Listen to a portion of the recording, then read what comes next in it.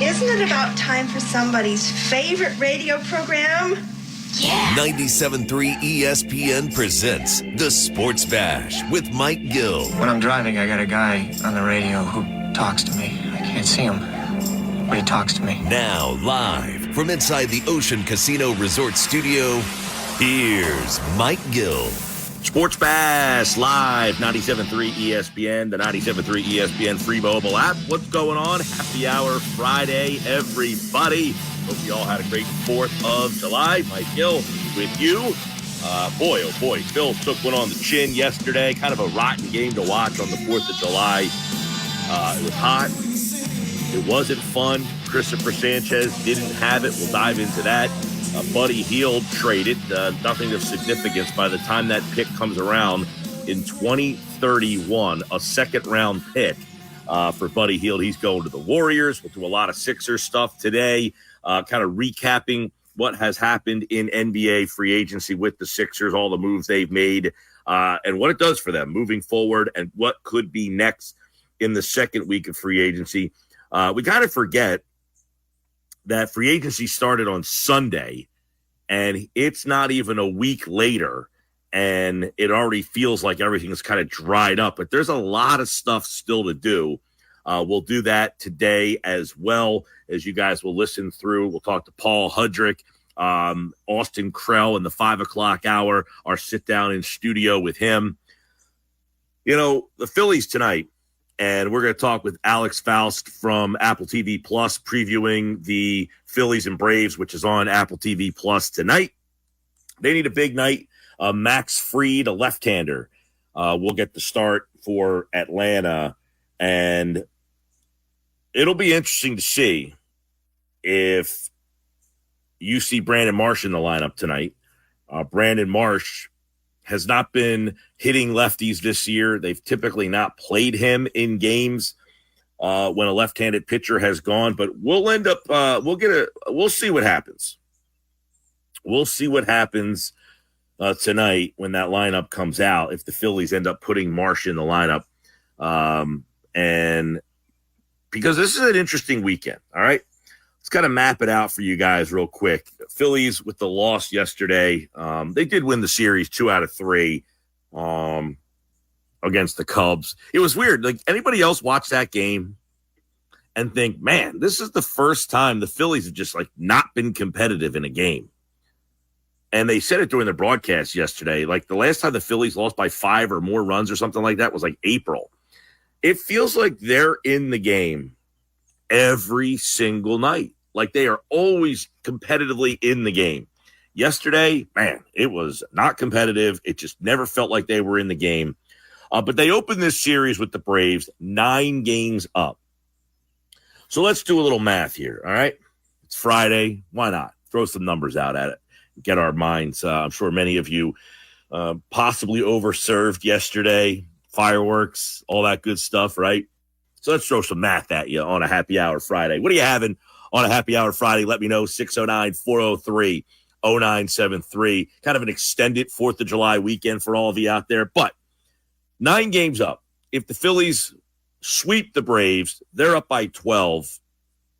And you'd have to think a 12-game lead would almost be insurmountable. And a 12-game lead, if the Phillies cough that up, would be an epic collapse. I mean, let's be honest. So if the Phillies sweep the Braves, and remember, this is only the second time these two teams have met all season long. So they met all the way back in the first week of the season, I think it was, and now this is the second time. So these teams do have a bunch of meetings coming up. But if the Phillies sweep, they'll be up 12. If the Phillies get swept, the Braves will be back 6.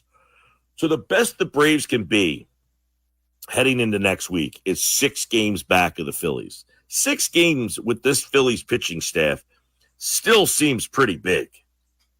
But I don't want to see that happen. You don't want to see that happen. So if the Phillies basically win 2 out of 3, we're still in the same spot.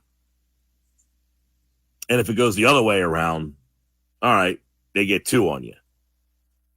So even with these two teams meeting here, the Phillies should still be in some good position. However, let's take a look at what's right after this. And this is where it kind of gets interesting. The next group of games, the second half of the season, kind of gets interesting. You got these three in Atlanta. Nola tonight, Suarez tomorrow, and Michael Mercado, by the way, is going to get the Sunday game. Then you play the Dodgers in Philadelphia. You have a possibility here with the lineup the way it is, a lot of the injuries. You have a chance for some, hiccups. And then Oakland going into the break. After that, I didn't take a look at this until yesterday, but kind of an interesting scenario. The second half of the season, it's a pretty interesting schedule. Pittsburgh. I'm imagining, in Pittsburgh, you're going to see Skeens, I would imagine, coming out of the break. That has the possibility. And listen, I was at the games in Pittsburgh last year. They beat you 2 out of 3. And they're a much better team right now than they were at any point last year. They're pitching. Pittsburgh's pitching is pretty good. Minnesota, the Twins, Cleveland. Cleveland might be the best team in the American League. I like Baltimore. Some like Cleveland. Then the Yankees. Then Seattle. Then the Dodgers. Then a rematch with the Diamondbacks NLCS. That's a pretty brutal stretch of games coming up. Right? That's a pretty brutal stretch of games coming up here. If you can't get healthy, you can't get your guys back, you got to try to find a way to scratch out some wins against a pretty darn daunting lineup of games there coming up. If you take a look into that second half, big series tonight, Phillies, Braves, then the Dodgers, the only series in there where you really, if you think about it, the only series in there is that Oakland series where you kind of get a team that's obviously struggling this year. Oakland's certainly struggled a bunch this year. As I said, Pittsburgh, their pitching's pretty good, about a 500 team. The only other team, Minnesota, pretty good team. Cleveland, really good team. Seattle, first place. You got a bunch of games coming here. You got to hope that when these guys are ready to come back, and there's some news about those guys and when they could be coming back, Bryce Harper, Kyle Schwarber, JT Realmuto, that group of guys, when they're all ready to go, when they're all ready to play. Bryce Harper, I'll be the first to say, I thought that this was going to be an elongated absence for him. And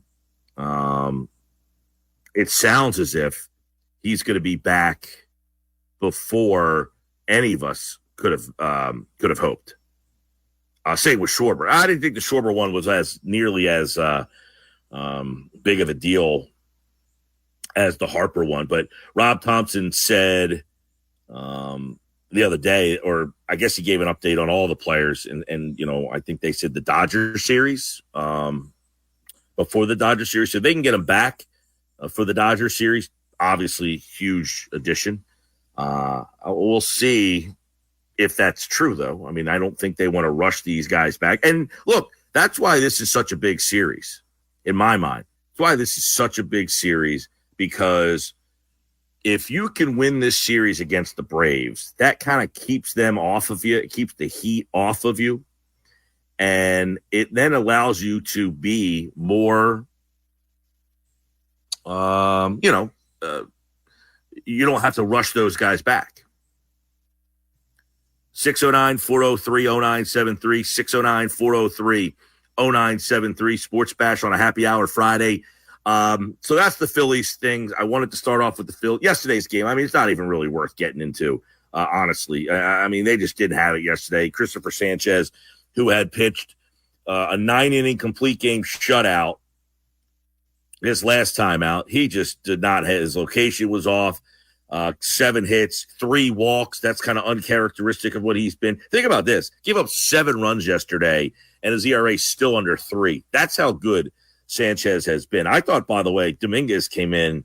Did give up the run But he looked sharp, 5 strikeouts in the game. But they just were never in the game. They just never were in the game. The only positive of that game yesterday was what? Nick Castellanos, 2 for 4, home run, double, RBI, 2-out RBI. Nick Castellanos is actually up to 236, which I could never have envisioned him getting close. We talked about a couple weeks ago, can he get to 240? And, he's 245. If he stays hot like this, he's going to get to 245 if he continues.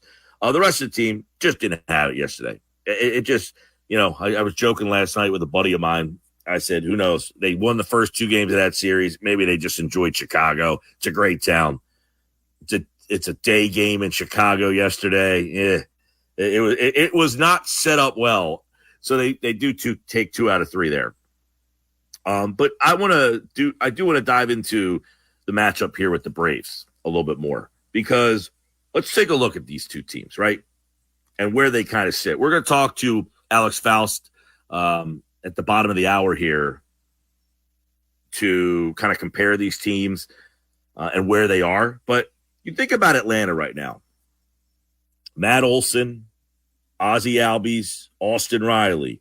They've got some injuries. Obviously, Acuna being hurt, killing them. Michael Harris is out. The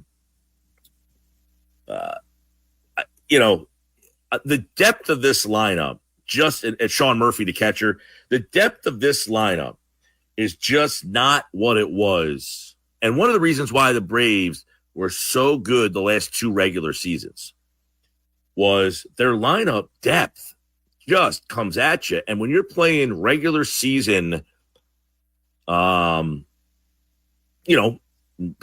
midweek games against bad teams with that lineup, you're just beaten up. When you have a series, with your lineup and you get matched up with Pittsburgh's 3, 4, and 5 pitchers in that series, or Cincinnati's 3, 4, 5, any team's 3, 4, 5, unless Philadelphia, obviously, but not many teams have a 3, 4, 5 like Philadelphia does. So that's where the Braves have been so good the last couple of years. But Olsen, he's 240 this year, 12 home runs, not having a great year. Ozzie Albies, 257, hasn't had a great year.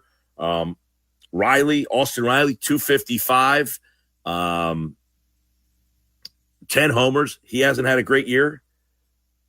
The other guy, Arcia, the shortstop, he's hitting 211. Michael Harris, 250 with 5 home runs. So there's not a guy on that lineup that's really having a great year. The only guy is obviously Ozuna, 296, 21. He's carrying that team. Without him, that lineup has been pedestrian. And that's what has carried them to all the wins over the last 2 seasons. Well, the last 5-year run that they've had. But I'm talking about the 2 years where they have beat you by 14 games in the division. Those guys just aren't doing that. And their offense had carried them to these 14-game gaps because their offense 1 through 9 was pounding it out. This year, you go to Murphy.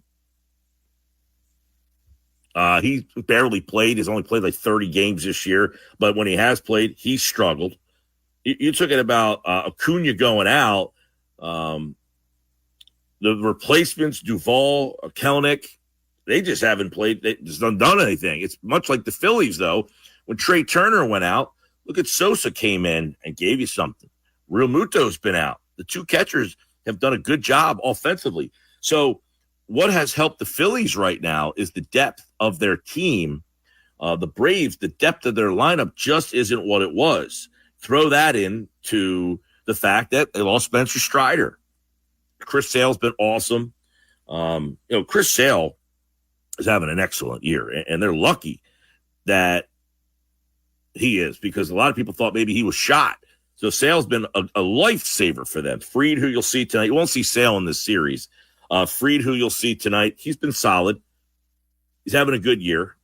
So this is a tough match for the Phils tonight. Morton, the veteran, pretty good. Lopez has been fantastic. They're pitching, luckily for them, because who thought Sale was going to be a Cy Young candidate? Lopez has been fantastic. Fried has been really good. So it's their pitching that has kept them I don't want to say, oh, it's kept them in the race. I mean, 9 games out, you want to say they're not in the race, but we're not even at the All-Star break yet. So that's kind of how this matchup, to me, sets up the way it is. The Braves lineup has been their strong suit. The depth of their lineup the last couple of years, that is no longer there. The pitching has kind of carried them, and that's why they're even in this thing a little bit, 9 games out. Very important weekend for both these teams. More important to, obviously, Atlanta. But Philadelphia, I think, and we talked about this on Wednesday a little bit, they can get the knockout blow here. I mean, if they're up 12 games with this pitching staff, unless outside of massive injury issues, I find it to be tough that the Phillies could blow a 12 if they sweep this. That's if they sweep this series. Now you're going to Atlanta, going down there to sweep is kind of I wouldn't expect, but if you can get 2 out of 3, even if you get 1, you just can't get swept and cut it down to 6. You get 1, you're down, you're up 7. You got that Dodger series coming up, so there's a lot happening there. I do quickly want to get into the Sixers because we're going to talk to Paul Hudrick later on, Austin Krell later on. People keep asking me because the trade yesterday happened with Buddy Hield and what happened there. Basically, they traded Buddy Hield a sign and trade.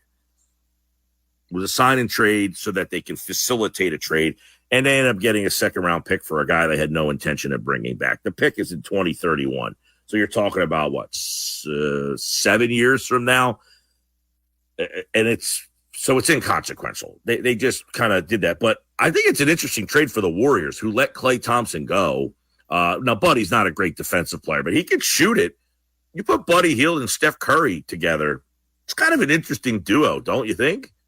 Buddy Hield shooting the ball with Steph Curry and, kind of replacing Draymond as a younger – no, he's not as good a defensive player, but he can fill it up. I mean, he could shoot it. He definitely could shoot it.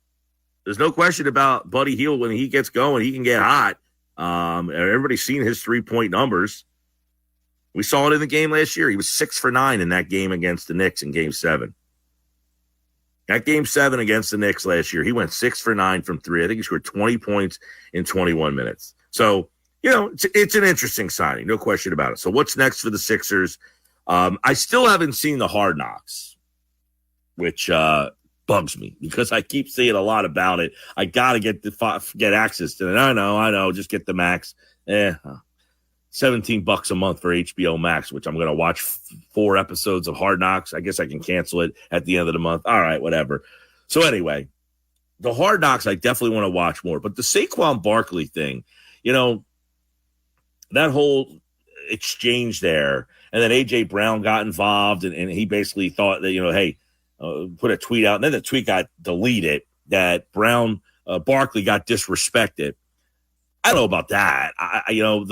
Joe Shane has taken a beating in this, the clips that are out there saying that Patrick Mahomes couldn't play behind the line. We got a $40 million quarterback. You're not handing off to a $12 million running back. Well, the Eagles decided to hand the ball off to a running back who just got paid. So somebody's going to be proven to be right here. Is it Joe Shane saying we're not paying the running back that, or is it Howie Roseman saying we are going to pay the running back that?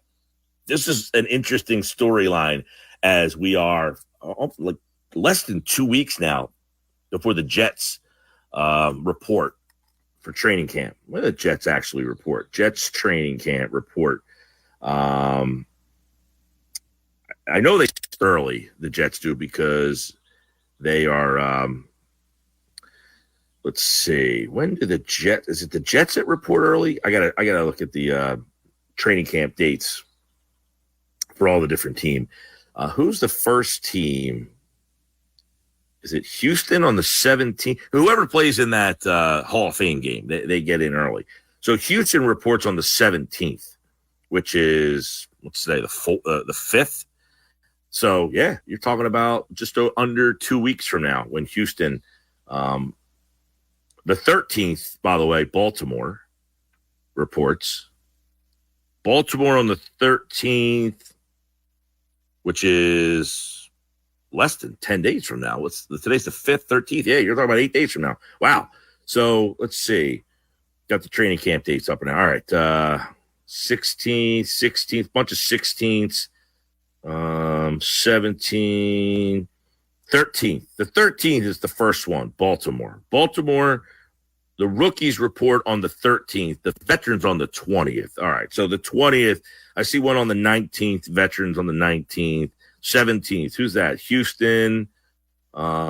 The veterans report on the 17th for Houston. That's the earliest one. By the way, Philadelphia, their rookies report on the 23rd and their veterans report on the 23rd. So we are from Philadelphia. Today is Friday the 5th.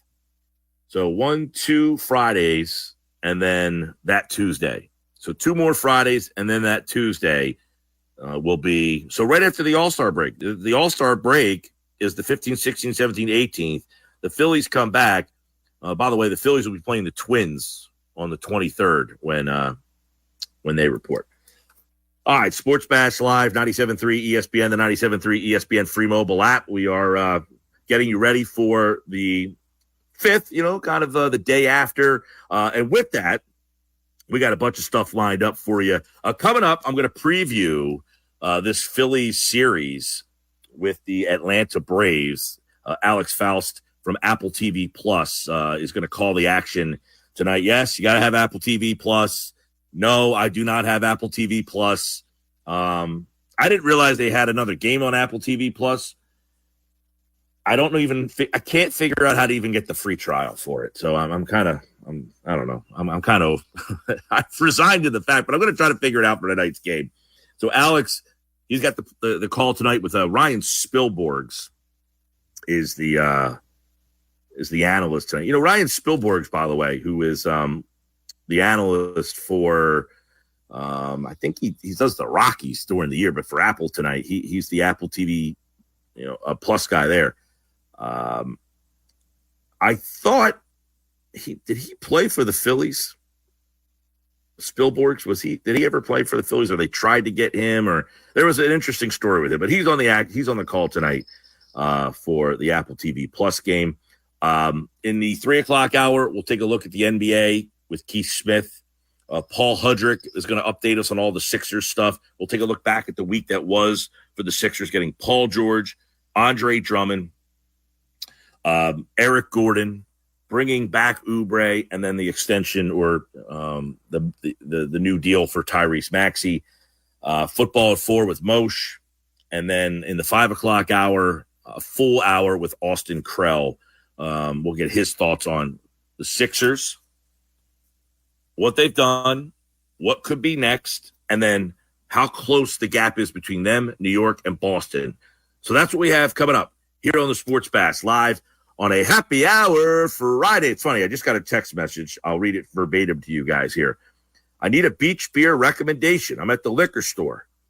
I'm going to give you, if you're going to the beach today, and I know the traffic is crazy, it's a Friday down the shore, 4th of July weekend. They should never do 4th of July on a Thursday again. I think that was the worst idea possible. And I know you can't do anything about that, so save your text. But I just got a text from a buddy of mine. I'm at the liquor store. I'm recommending, okay? Now, I don't like to do this because last time I did this, okay, I gave the recommendation, and then I went to the store to go get the beer, and the guy at the beer place said we had it, but the guy on the radio told everybody to buy this beer, and we sold out. I was the guy on the radio. I recommended the beer, and they sold out. But against my better judgment, if you're going to the beach and you need a beer, there is no better beach beer if you're an IPA guy than Lagunitas Daytime. It is a very low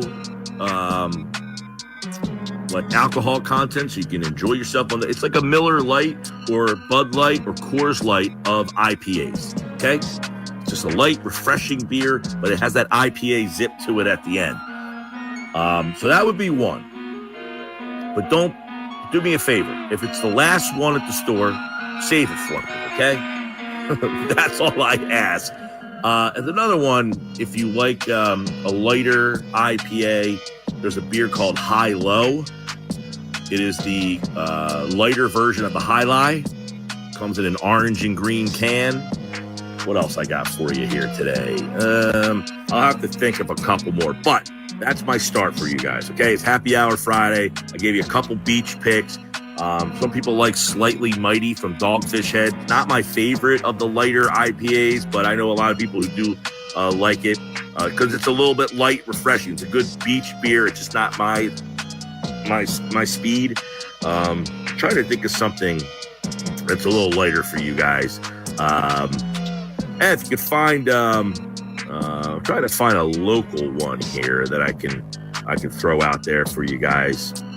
That's, a local place, and we can try to help them. All right. Anyway, that's what I got for you. I'll think of it throughout the show. More Sports Bash Live 97.3. What do you have on this Happy Hour Friday? Let me know. I'm Mike Gill. This is the Sports Bash on 97.3. This is the Sports Bash with Mike Gill on 97.3 ESPN FM. Sports Bash Live, 97.3 ESPN. Big series this weekend. Phillies and the Braves. You can see it on Apple TV Plus Friday night. Alex Faust will join us. He's doing the play-by-play with Ryan Spielborgs as the Friday night Apple TV Plus Phillies-Braves. They got a good one, and it's probably kind of a defining series in the National League East. We're going to talk a little bit about that right now on the Sports Bash Live on 97.3 ESPN, the 97.3 ESPN free mobile app. Alex, thanks for joining us, man. How you doing? Hey, thanks for having me. I appreciate it. Should be a fun one this weekend, Mike. Yeah, I know 9 games separate the two teams, and you take a look at that division. It's been the reverse the last couple of years. The Braves have kind of owned it. They won by 14 games last year. They won by 14 games the year before. But as these two teams meet this weekend before the All-Star break, are these the two teams that you expect will be there in October again, meeting for a third time? I mean, there's no real convincing case why not. I will say this. I mean, I think the Braves are trying to search for something here right now. Obviously losing Acuna to injury and losing their ace and Spencer Strider. So if I were to kind of map out this weekend, I think this series means a lot more for the Braves than it does for the Phillies at this stage of the season. You mentioned the way the division's gone, and we've seen it, in previous years where the Phillies got off to a slow start, have rallied back. The Braves have gotten out to large deficits and have rallied back. So the division is far from over, regardless of what happens this weekend. But I think you're right in that it could be a defining series for Atlanta, and whether they're competing for the division or whether they're thinking about just the wild card. Yeah, it's been the reverse there. So what I want to get your thoughts on, Alex, is when you look at this Phillies team, they didn't do a lot of change. They kept it. They ran it back. What makes them better this season over the team the last 2 years that finished 14 games out of first place? Well, there's something to be said for the fact that you do have the same core group coming back. Let's also, not make a mistake here in overlooking how good the pitching has been. There was between, the kind of under the radar deals, signing Spencer Turnbull, kind of bolstering the rotation. Taijuan Walker, after being shut down at the end of spring's been good, but top of your rotation guys, Zach Wheeler, the reigning National League pitcher of the month, Aaron Nola has been just at the top of the rotation for Philly for so long. You know what you expect with these guys. And the bullpen's been good as well. Yes, the offense has been great, and they've, especially recently with Harper and Schwarber out, they've gotten contributions from different guys. Trey Turner's really stepped up over the last week. But there is something to be said for when you have a team that has proven, especially in October, that it can win, the confidence to run it back, come into spring training, know who you are as a ball club, have an identity that's already set. There's something to be said for having an easy on-ramp to a season that allows you to get off to a good start. Now, yeah, the Phillies are the best team in baseball, not only because they've pitched well, they've gotten timely hitting, but they've figured out how to play as a team, and it goes a long way, the leadership in this group, to walk into a season and know who you are as a team. Alex Faust, Apple TV Plus, Friday night, Phillies and the Braves. And, there's so many storylines in this one. We can talk so much about it. But you look at the Phillies. Let's look at the Braves real fast. Why have the Braves fallen so far behind? I mean, we know they have a couple of injuries here. The Phillies have dealt with injuries too. But when you look at the preparation for this game and say, man, 9 games separating these two teams, what has happened to the Braves so far? Well, there's no doubt that the injury to Spencer Strider, he's out for the season, and the injury to Michael Harris lately, but Ronald Acuna before that, have really hampered the Braves' offense. It changes the dynamic. You have a knock-on effect, especially with Acuna at the top of the lineup, a guy who so reliably gets on base. Well, he is not there now, not getting on base. He's not stealing bases. So you're going station to station more. You're not putting yourself in a position to drive in runs as much. You're not putting as much pressure on the opposing pitching staff to induce certain things, whether going for strikeouts or trying to induce ground balls. It just changes the approach entirely. And especially lately with the injury to Harris, you have a second base stealer. Atlanta has the second fewest stolen bases in the National League, only to San Francisco, and they lost to the Giants last night since the injury to Acuna.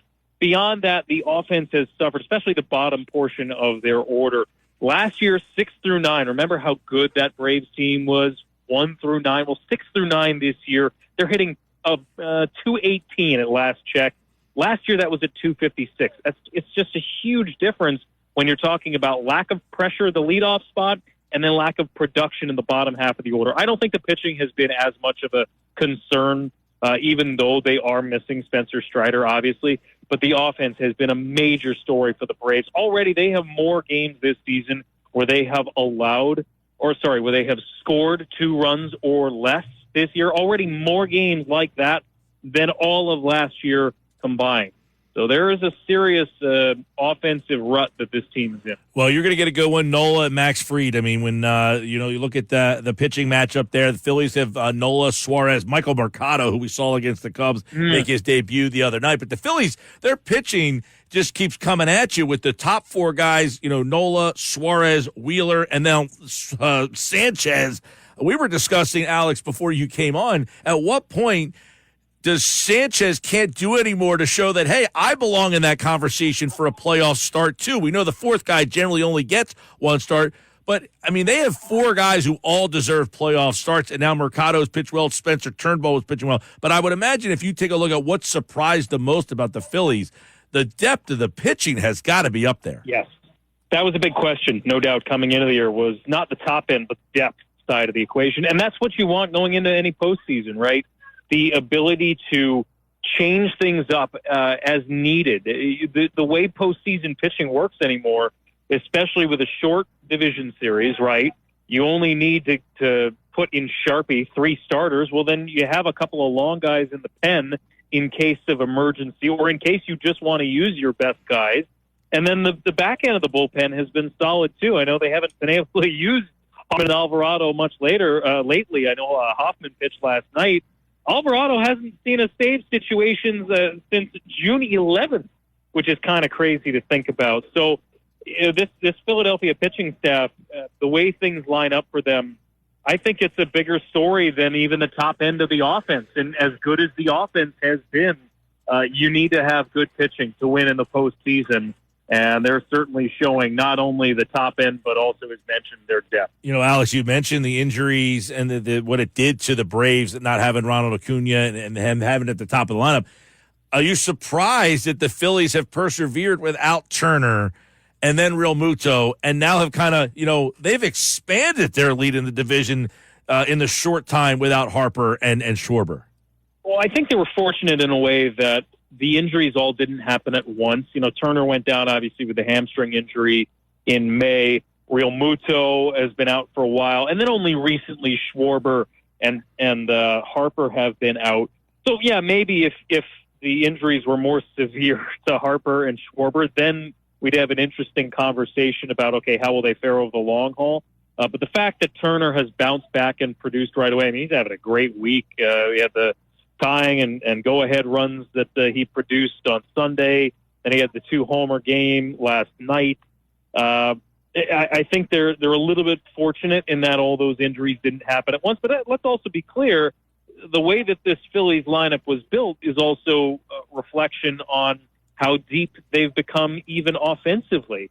And now if you can, throw in Alec Boehm, who's having a career season and certainly making a case for an all-star nod. They're asking Johan Rojas to do a little bit more.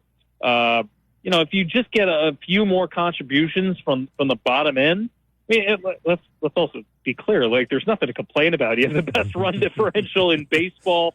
They're producing a lot early in games. They have the most in the National League in terms of first-inning runs.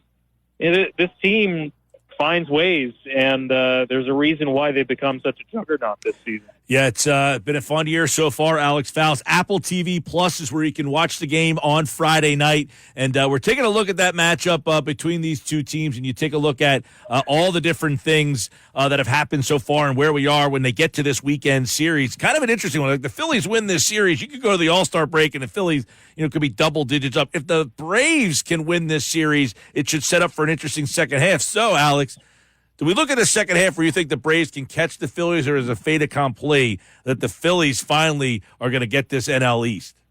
I think it's too early to say that there's one outcome is in the cards or not. I would not pencil in that the Phillies, even with a sweep, I wouldn't pencil in that they are automatically winning the division.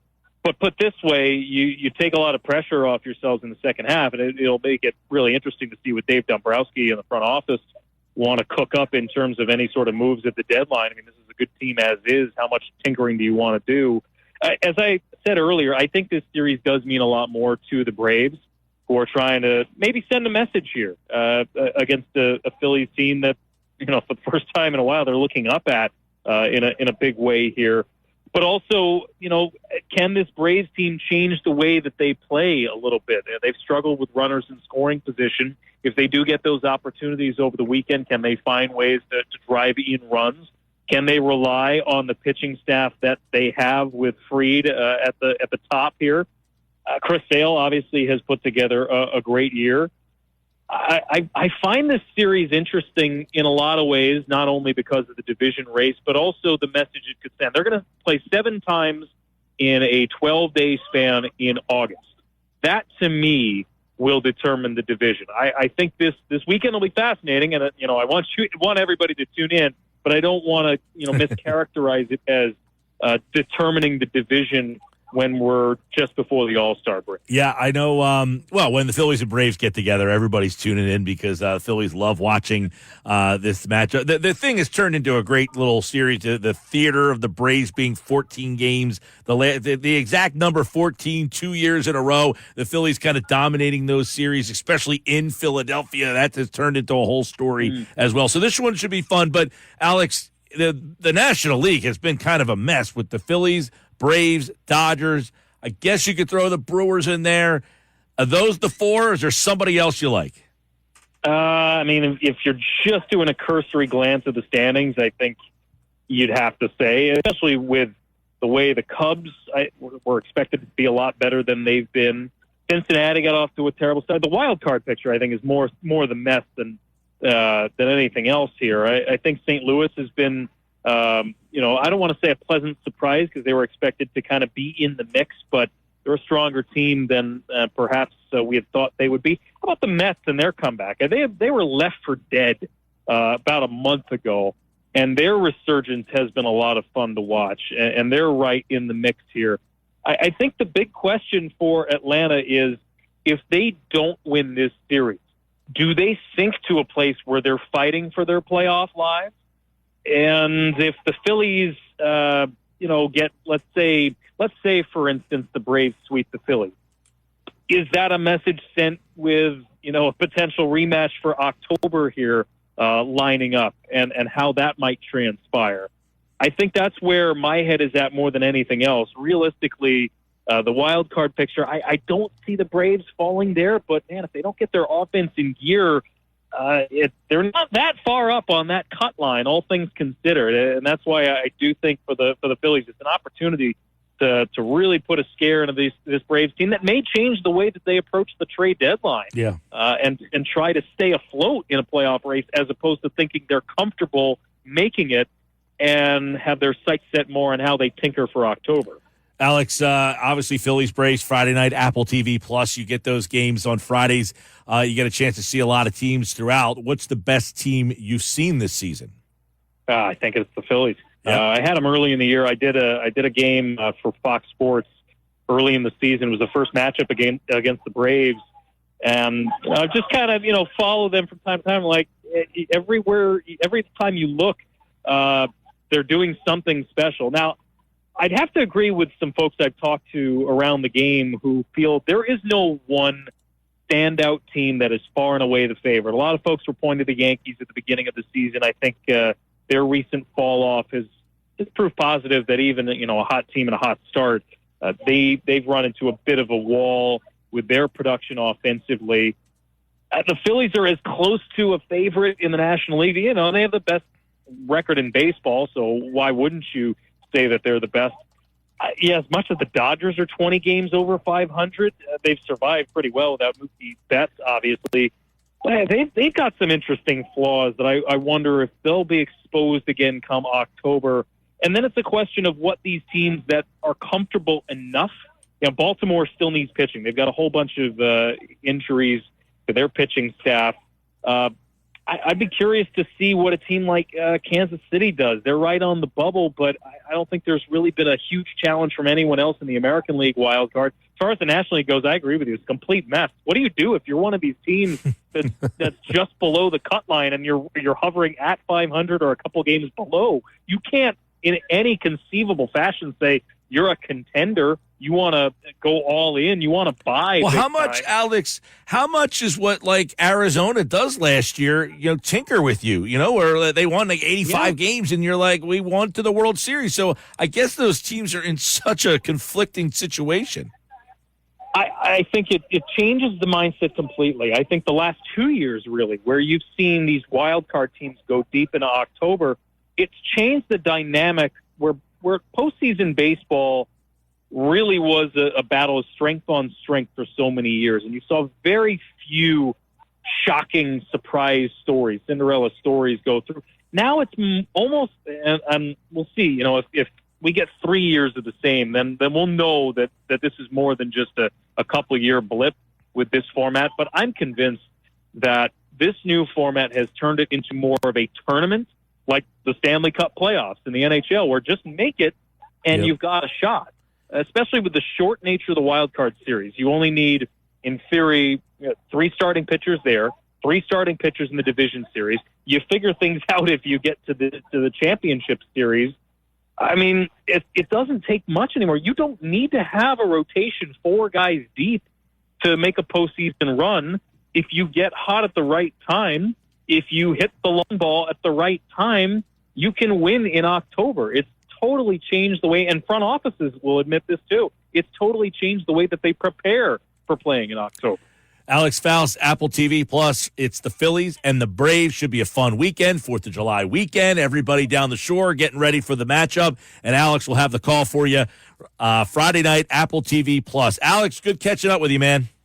We appreciate you. Thanks so much for having me on. You're listening to the best of the Sports Bash with Mike Gill on 97.3 ESPN FM. This is the Sports Bash with Mike Gill on 97.3 ESPN and the 97.3 ESPN free mobile app. Now live from inside the Ocean Casino Resort Studio, here's Mike Gill. This is the best of the Sports Bash with Mike Gill on 97.3 ESPN FM. Let's bring Keith Smith in from SpotTrack.com. And, of course, he joins us now here on the Sports Bash Live on 97.3 ESPN, the 97.3 ESPN free mobile app, and streaming live video on the X platform at 973 ESPN. Keith, man, obviously the Sixers started it off with the Paul George deal. I don't know if that was a surprise. We heard a lot about it, but how it all happened and how Paul George ended up in Philadelphia and what it means now to where the Sixers sit in the hierarchy of the NBA.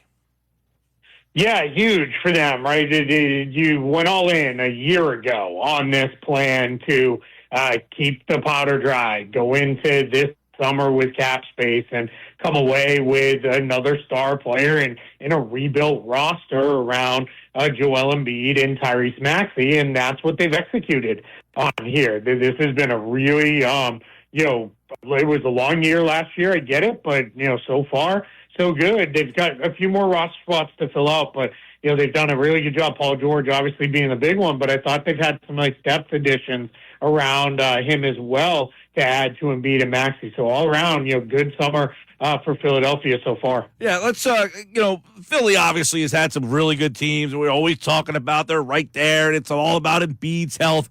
But what does Paul George maybe add to this team? He kind of replaces Tobias Harris. So what's the difference between a guy like Paul George now replacing Tobias Harris? Yeah, I think what he kind of gives you is a replacement for Tobias Harris and a replacement for James Harden, who they never really were able to adequately replace last season, because Paul George can do a lot of on-ball creation, but he's also really good off-ball. So what that allows for is he can play off Maxey. He can play off Embiid.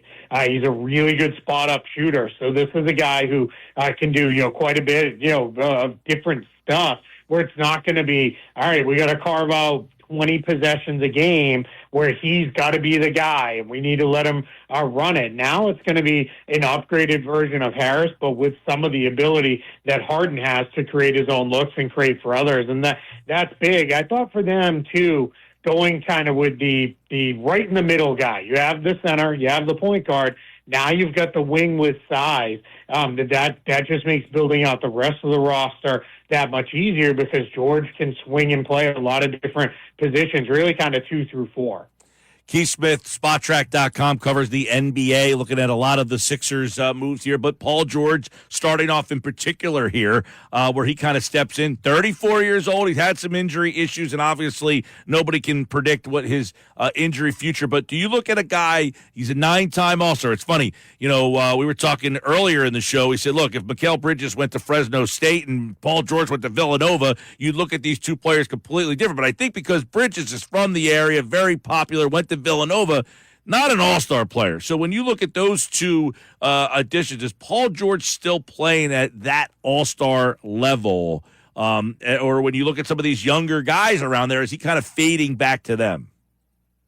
He's come down a little bit, but he can still get there. And the biggest challenge for him is he going to play enough to be an all-star level guy? That's been the question with Paul George over the last several years, is he misses a lot of time, and unfortunately he's missed time at key points in the season too, during his Clippers run, where he's been banged up in playoff series as well, and then other times in the playoffs he hasn't really performed all that well. So those are kind of the question marks you have about him. But yeah, it's funny because I've seen a lot of people say, well, the Knicks got Mikal Bridges and he's better than Paul George, and to me, that's going a little too far. I like Mikal Bridges. I think he's a good player. But Mikal Bridges has never been an all-star. He's not even ever going to be an all-NBA level guy.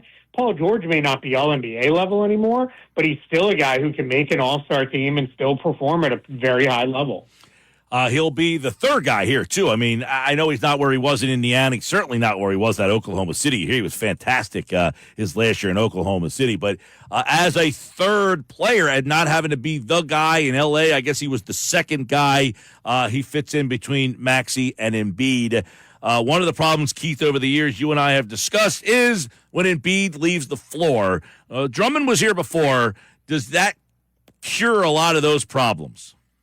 Yeah, I think so. I've been saying for months now that no matter what Philadelphia did, if they went the star route in free agency, they needed to carve out some portion of cap space with a room exception to add a really good backup for Joel Embiid, because sure, it's a luxury when Embiid is around. You're talking about somebody who's going to play 15 minutes a night, but when Embiid misses time, you need someone who can actually step in and play well. And I know people love Paul Reed, and I think Paul Reed's he's an okay player, but the team's not as good when he's out there. And that's not, I'm not breaking news. Joel Embiid from Paul Reed is a massive step down, but he just hasn't been, able to kind of keep things afloat. Andre Drummond did well when he was there before. By all accounts, didn't want to leave, but the Nets insisted that they get him when they made that trade. And now he's coming back, and he was so good for Chicago, playing behind Nikola Vucevic, and to the point where that Bulls team was a little messy, but they even experimented at the end of the year with, against bigger teams, playing him alongside Nikola Vucevic, because Drummond was moving his feet out on the perimeter and doing some stuff. And I wouldn't expect Philly to do a whole bunch of that, but it could be something that they maybe take a look at, just because, why not against some of these teams like Minnesota that plays two bigs and things like that. Yeah, it's funny that you say that, because I was wondering if Nick Nurse tries to play Drummond and Embiid together at times there. That's one area they got whipped when Embiid was off the floor constantly in all of his years. Now having Drummond for the next 2 years should help there. What's Eric Gordon still have left in the tank? What does he provide? Yeah, he's pretty good. Can still really shoot it.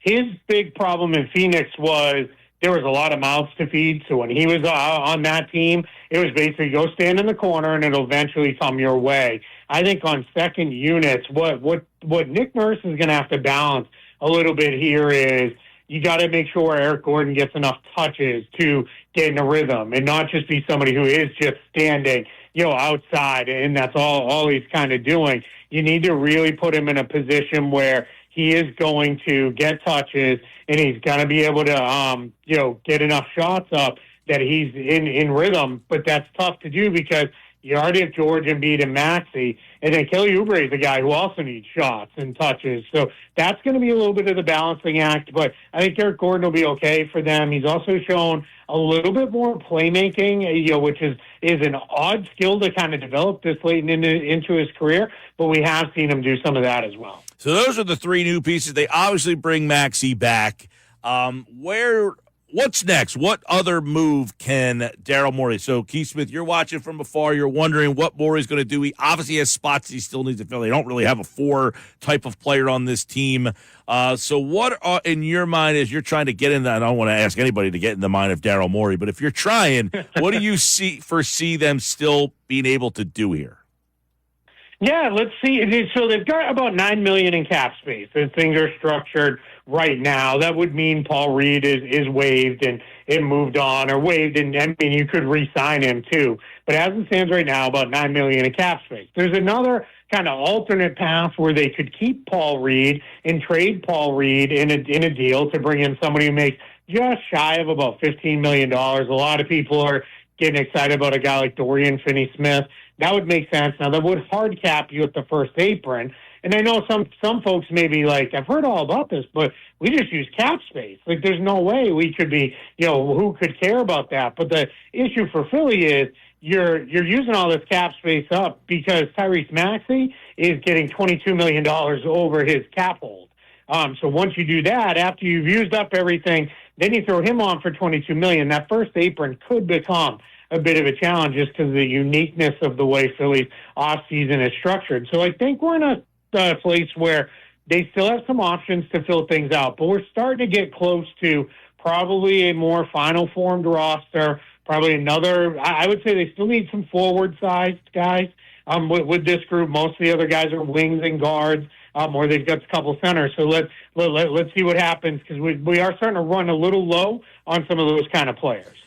We'll see what Daryl Morey is able to do next. Some available free agents. You tweet it out or post it, whatever they're calling it these days. Obviously, some of those guys I think are even gone since that you've even put that out there. But is their best scenario making a trade at this point? It might be, yeah. If you wanted to get a guy like Finney-Smith, sure. And it seems like the Nets are pretty open for business. After they trade Bridges, it seems like they are leaning into a rebuild and moving off of long-term money and the like. So that could be the best path to go forward. Is so that, like I mentioned, that could come with some restrictions, but we'll see. Or maybe they do go and spend not the $9 million and they go the cap space route, because with that what we're looking at is that could get you maybe a guy like Kyle Anderson, who I think would be a pretty good fit. There, Caleb Martin is still available. It's another wing, but he's also played some small 4 at times. I've had a couple people ask me, like, could they get in on DeMar DeRozan? I don't think so. I think that's going to be too expensive. But you could look at a guy like Taurean Prince or Precious Achiuwa. Those guys are still available those guys might come in and say, all right, nothing materialized the way I really wanted it, but give me $9 million for 1 year, and I'll figure it out, and then I'll go back into free agency next year. So that could be, a really good spot for a guy like Kyle Anderson, Torian Prince, Precious Achua, maybe even a Haywood Highsmith, who I kind of like, that played well for the Heat. That could be something they look at. Keith, I know Boston, I think everybody realizes, the betting odds are out. They're way above everybody. DraftKings has Philadelphia number 2 behind Boston. Has Philadelphia passed New York with this offseason? Yeah, maybe. I would put them in the same group. I think they're kind of in that tier right behind the Celtics in the Eastern Conference. I think they, that's probably where they should be. I would have them behind teams like Oklahoma City, maybe Minnesota, probably Denver, pending how they replace Kentavious Caldwell-Pope in the overall scheme of the NBA. But yeah, they're definitely right there in that kind of next group in the East for sure with New York. It kind of really depends on what do you trust more, Philly's star power or New York's ability to stay generally more healthy. And I'll say with the Knicks too, they've got another move in them because right now they've got kind of too many guys. Because everybody's kind of saying, well, maybe Julius Randle will just play the 5. Well, that's never anything that Tom Thibodeau has done. He's always played every minute with a true center. So they're going to do something else, and it may involve a Julius Randle trade. And with a guy who makes $30 million, that could be, a pretty big swing that they could go out and do something big there. So, but yeah, I think we're, right now it's those two teams, and then Milwaukee, Cleveland, Orlando, kind of coming up behind them. Well, yeah, and they sign OG, they bring him back, they make the trade for Bridges, they let Hartenstein go, though. What are your thoughts about, where they sit without Isaiah Hartenstein? Was that kind of, to me, I don't know, man. To me, that guy was the glue for that. I know they're getting Randall back, but to lose Hartenstein almost kind of defeats everything. It almost seems that they're more worried about building a team to beat Boston and not realizing, hey, you got to beat the other teams to get to Boston. Yeah, that's kind of the way in the NBA. Teams focus, and you're absolutely right. They gave up, a big, sizable center. Now the challenge is that losing Hartenstein had nothing to do with anything else they did. They could not pay him more than $16 million this year, and the Thunder gave him what's going to ultimately be pretty close to 30. So there's that's it. It's that simple. The Knicks were, they could offer 80, and he basically got that from Oklahoma City in a shorter deal that'll put him back on the market sooner. So that was all about, you just can't beat that offer.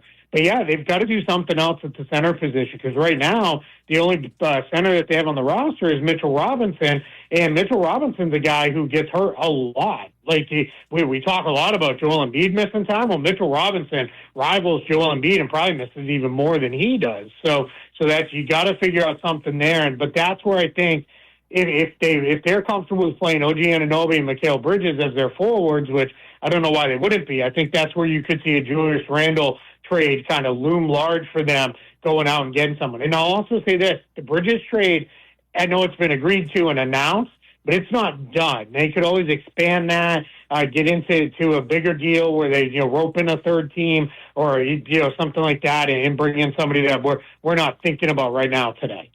Keith Smith, SpotTrack.com, at Keith Smith NBA. Let's look at some of the NBA.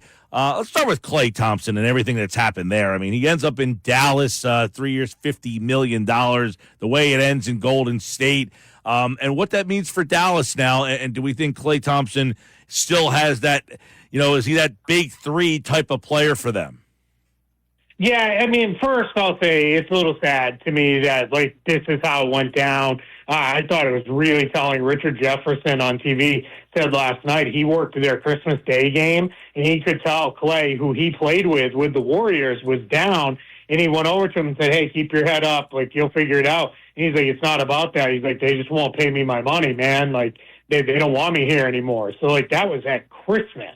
So, it didn't take, much to 6 months ago. It seemed like Klay Thompson was ready to go. So now it's just, that it ends this way is always a little sad, but that's generally how it goes. Now, his production on court it was still pretty good. He's not the same Klay Thompson, especially as a defender.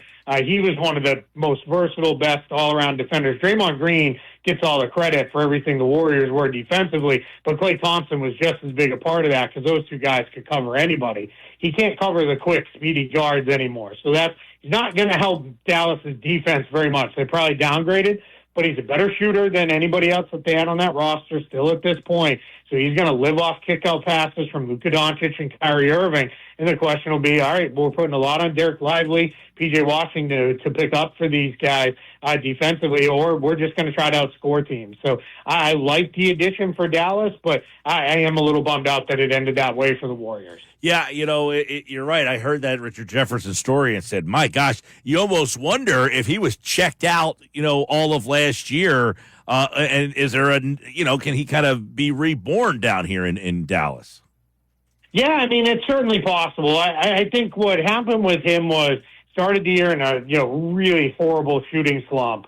And Steve Kerr, I think, saw the writing on the wall of we're probably going in a different direction. I got to start developing some younger guys. And he went to Brandon Pajemski, the rookie, and said, he can do a lot of different stuff. He's a better defender than Klay is at this point against guards, so I'm going to play him more.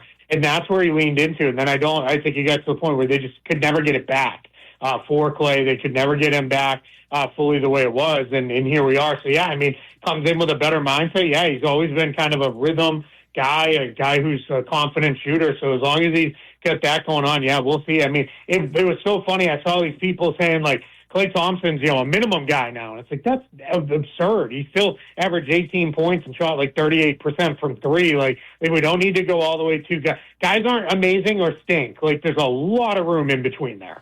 Where does Golden State go now? Who are they? What are they? Yeah, they're in transition. I think they're leaning into the difficulties of being at the end of a dynastic run. And on top of that, the difficulties of the new rules in the NBA. These rules were largely designed to break up teams like the Warriors and the Clippers and keep them from being so expensive that they were just turning it into, we'll just outspend everybody. As much as, I say this all the time, as much as Adam Silver loves European soccer, he did not want it to turn into the Premier League where there's 6 clubs that outspend everybody else and then everyone else is just kind of left to figure it out. He does not want that. So these new rules turned into a position where it was, all right, we're forcing the lower spending teams to spend more, but in order to give them players to spend on, we're going to have to force the better teams to give up some of those guys, and that's trying to create that parity that they're looking for. And it's something I've warned Celtics fans, this is coming for them. Now it's hopefully coming for them in 3, 4, 5 years after they've had a lot more success.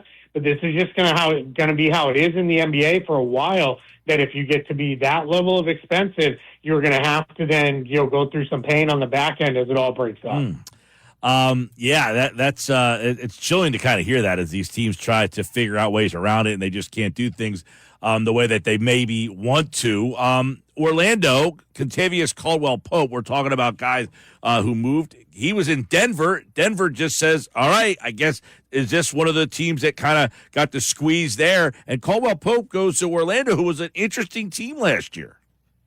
Yeah, for the Magic, this is a big signing because this is a chance for them to get a guy in there that can really help them. He is not the same defender that he once was, but he's still a very good defender. And you put him with Jalen Suggs, who's one of the best guard defenders in the league. You have one of the better defensive backcourts, and Caldwell-Pope remains an outstanding shooter, and he's a nice veteran for a young team that's trying to grow up and trying to get better. So I think that's a really good addition to add him to this group. Now, for the Nuggets side, this is one where there's a lot of talk going on about, all these apron restrictions, and these are going to be really hard for us to do what we need to do with other moves.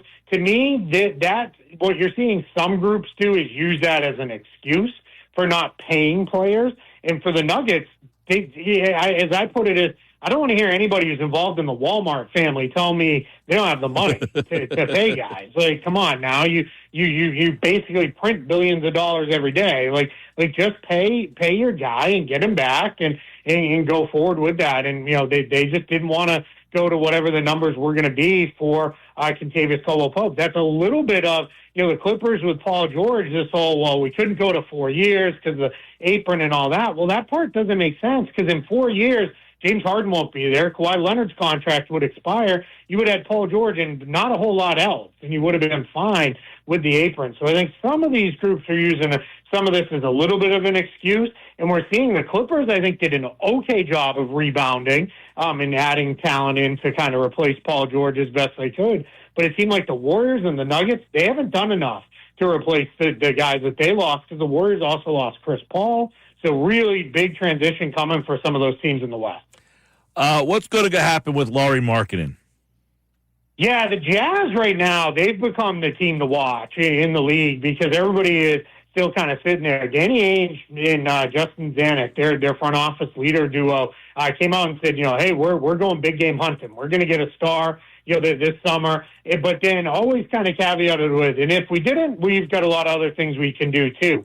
They're kind of down to three options. Either they continue to pursue players. There's still, as much as free agents have kind of dried up, there's still a lot of big-name guys on the trade market out there, like Brandon Ingram is still out there. There's some talk of maybe Trae Young could still be available from Atlanta, even though they traded DeJounte Murray. There are guys that are available, so they could still go that route.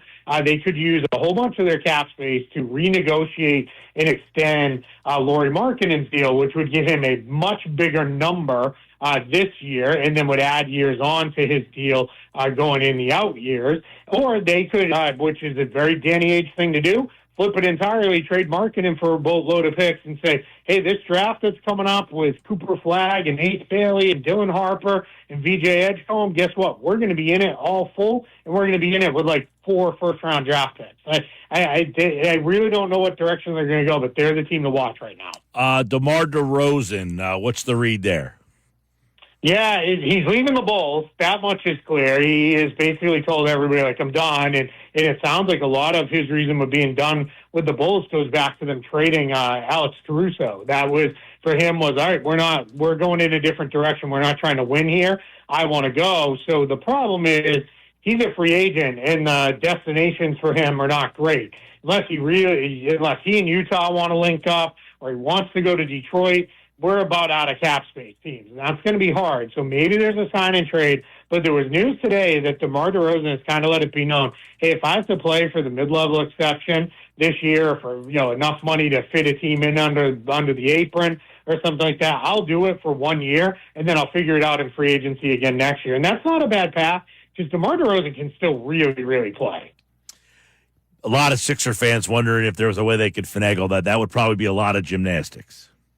Yeah, you'd have to get him to really take a 1 year deal, and I don't know that that's the best fit for them. I think you need to get a little bit more size now.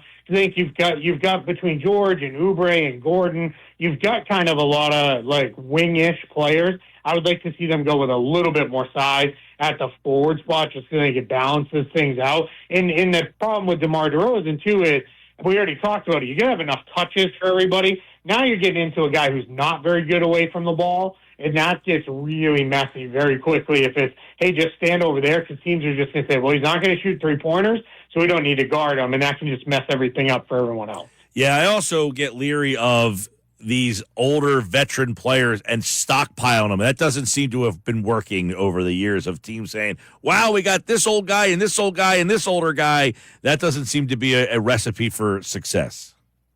Yeah, sometimes. Now, I will say DeRozan's been extremely durable throughout his career, so I'm not worried about him. But you start doing too many of that, and the wheels come off all of a sudden. You're looking like that's when everybody goes back to, now it's through tweets, but it used to be things like Sports Illustrated covers of who's stopping this team, and then everybody gets their jokes off 6 months later when it's like, the injured reserve stopped that team because they all ended up hurt. Last guy I want to ask you about, because, the Dario Saric, he's a free agent as well. And I know, Philadelphia needs a guy that can just kind of be a grinder. Would that be a fit?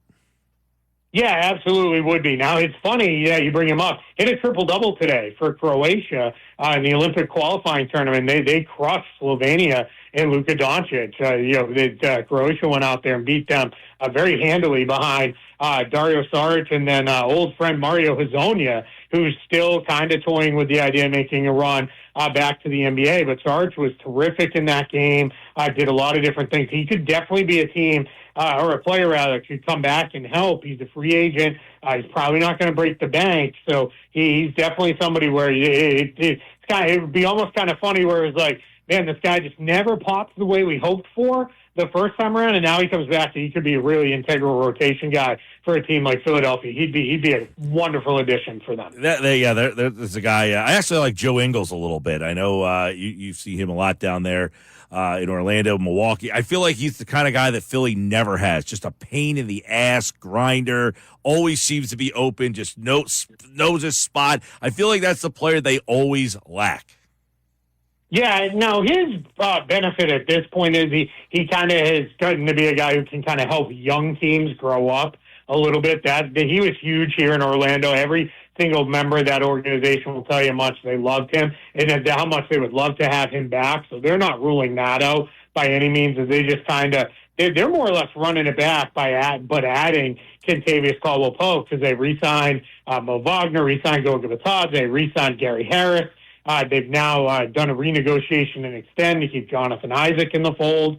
So this is a team that's just, they are committed to the guys they have. So Ingles may get squeezed out roster-wise, but, yeah, he's somebody who could help out a lot of teams because he can shoot, pass, and he knows what he's doing out there. Just a grinder, man. That guy's just one of them guys. He always seems to be in the right spot at the right time. I feel like Milwaukee, he killed us. When Orlando killed us, always just seemed to be in that spot. All right, we broke down a whole bunch of stuff there as we are in the NBA free agency. We'll see if it picks back up. Keith Smith at Keith Smith NBA, and of course right here on the Sports Bash live on 97.3. But real quick, Hartenstein went to Oklahoma City. What does that do for them?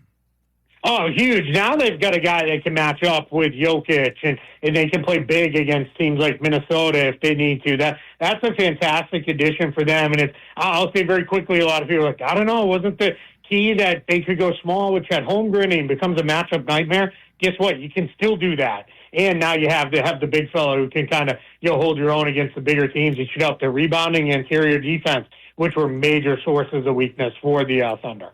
Love that pickup for them. All right, Keith, we'll talk to you soon, pal. Absolutely. You're listening to the best of the Sports Bash with Mike Gill on 97.3 ESPN FM. This is the Save big at Menards with the best in-stock selection of AC2 pressure-treated lumber. Our huge inventory of boards, decking, and fencing is easy to load in our drive-through lumber yard. Plus, you can get free estimates fast with our fence and deck design programs in-store or on Menards.com. Save big on all lumber at Menards, America's #1 home improvement retailer for customer satisfaction, according to J.D. Power. For J.D. Power 2024 award information, visit jdpower.com/awards. Save big money at Menards. Sports Bash with Mike Gill on 97.3 ESPN FM. Paul George, look, obviously fills a great need for them. They needed to upgrade the talent on the wing. They finally got under the contract to Tobias Harris.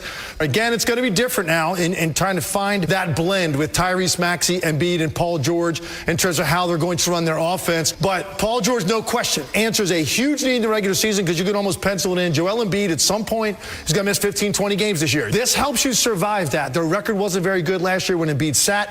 That cost you seeding. That could be a big deal in the playoffs in a much better top of the East. This is a win for the Sixers in a big way. Tim Legler on what Paul George brings the Sixers. Is it enough for them to pass over the team that knocked them out? Let's start with them before you start talking about the Celtics. We can get into that. A lot of questions have been coming in for Paul Hudrick from Liberty Ballers as everybody wants to see where the Sixer team stacks up now in the East. They're number 2 in the betting odds on DraftKings in the entire league. Paul Hudrick, let's start there. Did they make that big of a jump in your mind? Is this Sixers team significantly better than the team we talked about last year a lot? Yes. That's definitive yes. And I do think right now when I look at it, the only team, if I were a betting man, I'll be honest and I'm not, the Celtics are the only team that I would say definitively I would have my money on over the Sixers. When you add a talent like Paul George, and I think it's it's so odd to say this, that a 9-time All-Star might be underrated, but I think he is. I don't think people realize how good Paul George actually is. This is a great basketball player. And, Mike, when I think about it, you already have Joel Embiid, the guy who was the MVP of the league 2 years ago, probably would have won another one if he didn't tear his meniscus. You have Tyrese Maxey, who at 23 years old is ascending, was a borderline all-NBA player. You're adding to those two a 9-time All-Star, 6-time All-NBA player, and you're asking him to be the third option on this team. And when you look at it, it's like kind of what Legler was already talking about in that clip, like the balance. You have a dynamic, electric guard in Tyrese Maxey. You have a dominant big man post player in Joel Embiid. Now you have one of the best, and he still is, one of the best two-way wings in the sport. Those three, it's a perfect complement on each other. And then when you look at the other moves, which I'm sure we'll get into, that certainly I think they corrected some of the issues they had against the Knicks. So when I take all of that in its totality, and look, things are not that things can change, they will change. The Sixers need to add more players. Other teams are going to do other things too. Let's not forget Drew Holiday wasn't a Celtic until October. So other things are going to happen. But as of right now, yeah, I think the Sixers are significantly better, and I would slot them as the number 2 team in the East right now. Yeah, a lot of people, it's weird because you mentioned Paul George, 9-time All-Star. He took I don't know how you would describe those Pacers teams. He was the best player on them. I don't know who the second guy was. I mean, Roy Hibbert, right, at a time where was at his peak, Hibbert was very good. Yeah, at a time when the league he was right at the end when the league was kind of changing. So he kind of phased out right after those teams. They had George Hill. But he took a team to the Eastern Conference Finals as the number 1 player. Is he that level of player today? No, he's not. And that was the peak, right? Like that was when he was at his absolute best. I think they might have even taken the LeBron Heatles to like 7 games. I mean, he was 2 years. They battled those two teams. Yeah, he was unbelievable. That was when he was at his peak. That was when he might have been like. Well, his best year was that Oklahoma City year. He was unbelievable. He was really good in Oklahoma City as well. I mean, those years, he was like a top 10 player in the league for those years. And no, I don't believe that. But is he still like? I would say almost unequivocally, he's still like a top 25 guy. Like he's still a really, really, really good player. And I think one of the big things too, Mike, and I get it, the age is a concern. He's 34 now. He'll be 37 by the end of the contract. And he's had injuries. So, of course, all those factors in. He's not the same guy. But as I already mentioned off the top, he is now going to be the third option. And he's going to be the third option. And you look at what like the one thing he still does at a really high level is shoot. He was at 41% last year on almost 8 attempts from 3 per game. That's elite. Like that's like 90-something percentile shooting wise in the NBA. I mean, that's a terrific number. Still great on the catch and shoot. I think if you look at the numbers, he was one of the best catch and shoot players in the entire NBA. And what is he going to get when he's playing with Tyrese Maxey and Joel Embiid? A ton of catch and shoot threes. And look, he still has the ability to create a little bit. He's not the greatest passer in the world. I know a lot of people have talked about that as being one of his weaknesses. And it's fair, but he can create his own shots. There are moments where he can, frankly, still, even at 34 years old, take over games. He is still capable of that. Not as much as he used to be at the days you're talking about. Yeah. Doesn't need to be there. Right. Right. He doesn't need to do that because Joel Embiid's going to take over plenty of games. Tyrese Maxey's going to take over plenty of games. You just need Paul George to fill in the gaps for when, as Legger said, when Embiid is out or when one of those guys is having an off night, you might need a little bit more of an aggressive version of Paul George that might, on some nights you're going to get it. Yeah, I guess. So do you view him as basically stepping into the Harris role, and how do those two guys compare? They don't. Paul George is just, and look, respectfully, he's just so much better than Tobias Harris. It's not even close. Much better defender. He's bigger. He's got more length. He's much more aggressive player, much more aggressive 3-point shooter, a better 3-point shooter, can create his own shot more, can operate in like the pick and roll with Joel Embiid. And again, not the greatest passer in the world, but certainly a better passer and playmaker than Tobias Harris. So like, to me, Mike, like, and they've already exceeded this, but if they just simply swapped Paul George for Tobias Harris from last year's team, they were easily in the Eastern Conference Finals playing the Celtics. And then who knows with the banged up Kristaps Porzingis what that could have looked like. But I mean, there is no comparison. He is such a better player than Tobias Harris now than either of them ever were. Like, he is just like head and shoulders a better player. All right, Paul Hudrick, Liberty Baller. I think if you were on the fence of Paul George, even if you don't like the move, that's what I say. Look, you can hate this move and say, I don't like it. They gave him too much money, yada, yada, yada. He's significantly better than Tobias Harris. And in so many different aspects. So just that swap out, if it was a 1-for-1, I think you're right. You beat the Knicks. I mean, you went 6 games with the Knicks last year with Embiid basically on one leg, Bell's palsy.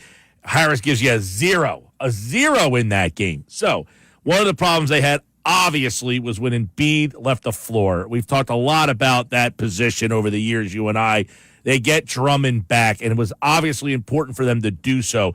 But how that changes the dynamics of the whole season and how that can play out, and having that guy that you don't have to play Embiid the major minutes, and maybe that it gives him a better chance to get to the end line. Well, I think you look at last year when they owned, like, Mike, they were so close to trading for Andre Drummond last season. The Bulls, I mean, talk about mismanaging a situation. The Bulls probably could have had 2 or 3 second-round picks for Andre Drummond. Instead, they lose a play-in game, and then he walks for nothing. So talk about complete mismanagement by the Bulls. But that trade was so close to happening. Like, I was told that, like, literally Andre Drummond, like, was telling people, oh, I can't wait to come back to Philly. Like, that's how close it was to happening.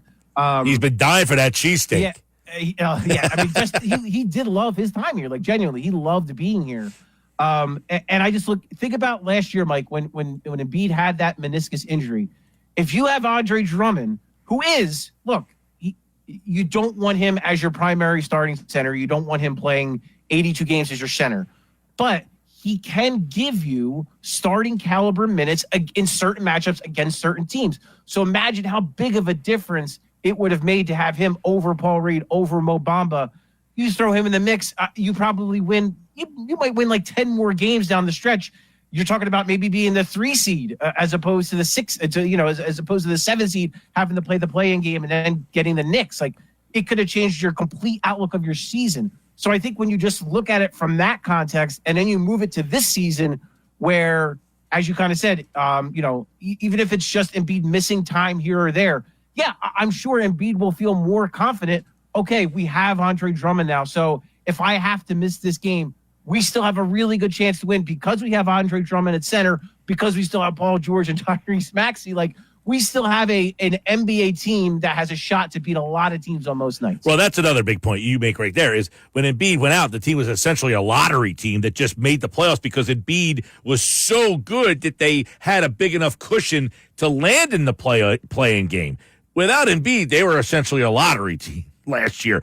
But they had such a big cushion that if they lost Embiid and Drummond stepped in, they're probably a top 4 seed still in that manner there. So they have Drummond now.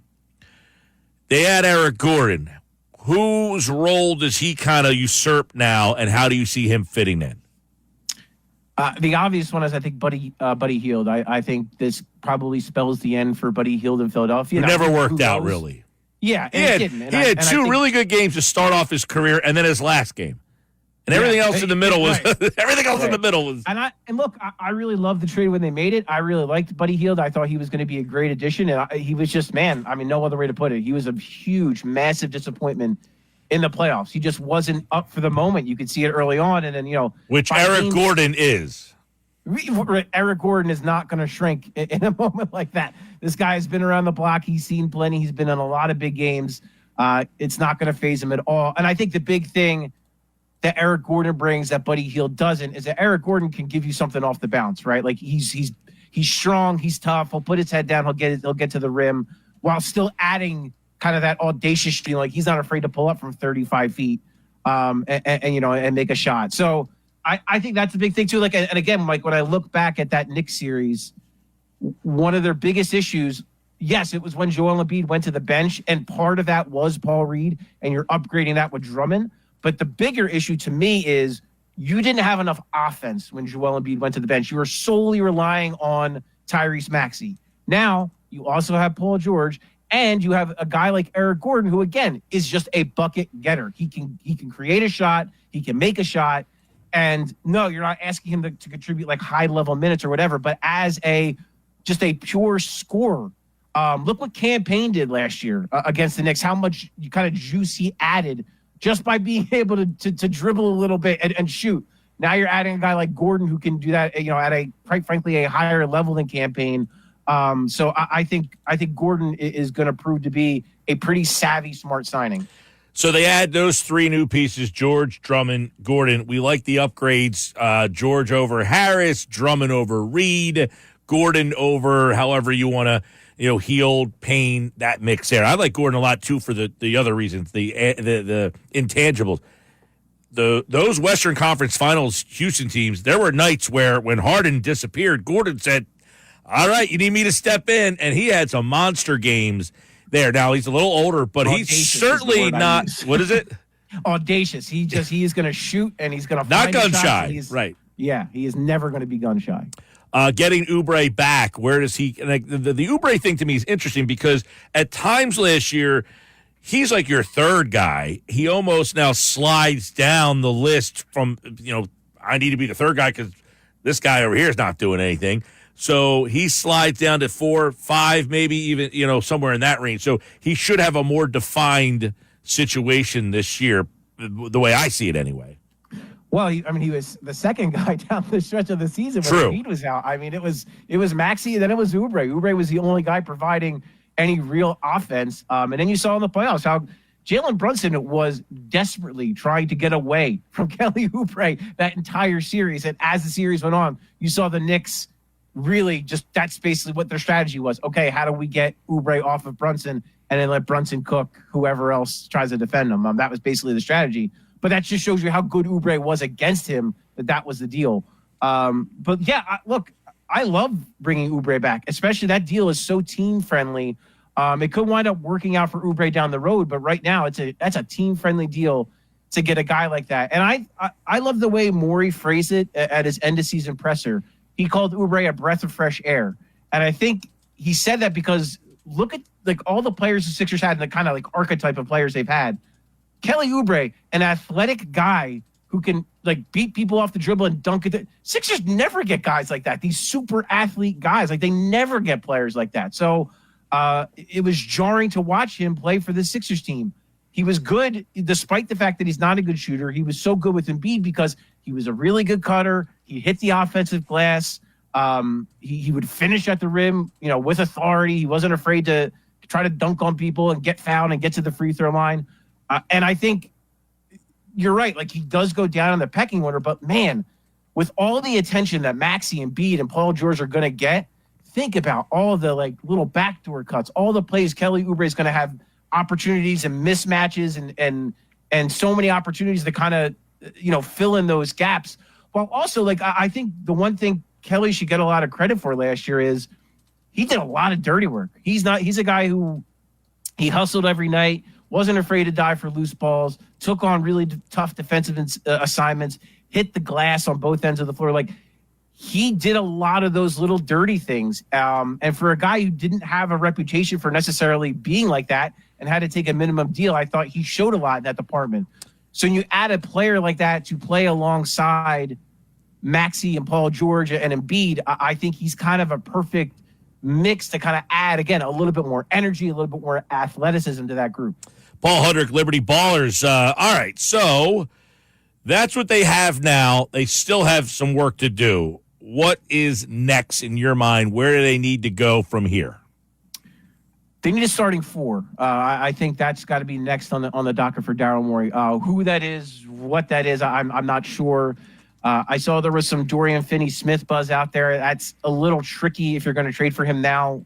When you consider the cap space, there might be a thing where you could get Paul Reed in there and you might be able to work something out. But then you hard cap yourself. It's complicated. I don't want to bore people with minutiae here. But basically, I think that's the kind of player, though, that Morey would probably like to have a 3-and-D combo forward that can switch back and forth between the 3 and the 4, that will hit threes, that will be a really tough defensive player. Like I look at, like, let's just say for this example, like you get a Dorian Finney-Smith, man, that would look pretty good against the Boston Celtics when you have to take on Jaylen Brown and Jason Tatum, that you could throw Paul George and Dorian Finney-Smith at them. That's a pretty good start if you're them. So again, I'm not sure that the Finney-Smith is the guy that's even doable, but he's that type of player I think would be ideal. And then from there, it's probably going to be a bunch of minimum guys.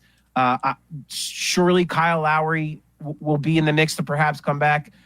If it's not Lowry, I could certainly see Cam Payne being a candidate to come back. And then further down the line, like we already talked about Oubre, about Buddy Hield. I don't see him as a candidate to come back. KJ Martin is an interesting one. Brian Toporek, who does a great job writing for us, he put out an interesting article today that they could re-sign him because his cap hold is so low, and kind of offer him a balloon type deal and then maybe trade him. So like there are a lot of avenues to go, and I think Daryl Morey is going to explore all of them and try to get really creative in filling out this basically half the rest of the roster. All right, Paul. So give us Paul Reed's situation and what happens here. He's tweeting or removing stuff. The social media reading tea leaves here. Looks like he feels like something's up here. So everybody keeps bringing him up. What are some of the scenarios that Paul Reed can help them improve the team? Well, first of all, I think we can all take a moment to laugh at Danny Ainge, because he put that when Paul Reed signed that offer sheet with the Jazz, they put that guarantee in there if the team he's with makes the second round, which the Jazz clearly were not going to do. Ainge thought the Sixers would maybe not sign it because of that. Joke's on him. It worked out perfectly for the Sixers because now Reed's contract is no longer guaranteed. So it gives them a lot of options. They could just waive him and then get the salary cap space, and then they have roughly like $9 million, I think, in cap space if they just simply waive Paul Reed. So if a player comes available that they like, they'll just do that. That's clean and easy. They could also trade him and use that $7 million. Again, I think people have talked about the idea of moving him for a Dorian Finney-Smith. The salaries don't match, but they could trade him, and the salaries they could take on a little bit more. Again, it gets complicated. The minutiae is a lot, but and then again, if they wanted to maybe get in on another player on another team, someone might value a Paul Reed, an athletic big man who can play a little 4, play a little 5. Someone might value a guy like that, and so maybe he presents value to a team. So yeah, I mean, I think there's a lot of ways to go. If I had to guess. And that tweet only adds to my guess is that he is not going to be a 76er next year. I think one way or another, whether it's they just release him, waive him to get the cap space, or they use him in a trade to acquire maybe a starting power forward. I think his days are probably numbered in Philadelphia. All right, so we're talking with Paul Hudrick from Liberty Ballers. We've been getting a lot of text message questions here. Matt and Cape May Courthouse, a lot of people asking this question is there still a possibility that they could be in on Lauri Markkanen? Is there mathematical possibilities there? Or is that now out? Mathematically, they could do it, but it would get really complicated, and it would be extremely difficult to build out the rest of the roster if you do it. So it would take probably signing again, getting Paul Reed. You'd probably have to give up Jared McCain, who was your first round pick. You'd have to sign and trade him. You might even have to include KJ Martin in that just to fill in some stat. Like, it would take a good bit of stuff, and then on top of that, all your draft picks are gone at that point. Which is fine. If I'm Daryl Morey, I have no issue giving up 4 draft picks for Lauri Markkanen. But then the problem is with the new CBA, it really could hurt your roster building. Now, that's not to say, again, that they shouldn't do it or that it's impossible, but I view it as like extremely unlikely. All right, Paul Hudrick, we'll get the final answer from you on this one, which we've been asking a lot of our listeners today. Who's better, the Sixers or the Knicks now. The Sixers lost to the Knicks in 6 games.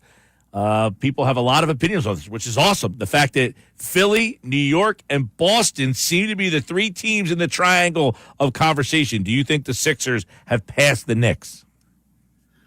As of today, I think if they met in a playoffs, assuming that the Sixers fill out their roster, I would lean towards the Sixers. Here's a serious thing, Mike.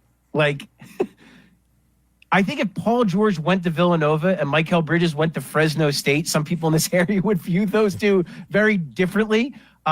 With respect to Mikal Bridges, who I love, who I think is a hell of a player, he's never been an all-star. Paul George is a 9-time just the weirdness of that gap to me, it's like mind-boggling. And look, the Knicks are going to be really good. There's no other way. They're going to be awesome. They're going to be a really tough team. They're going to be right in the thick of things.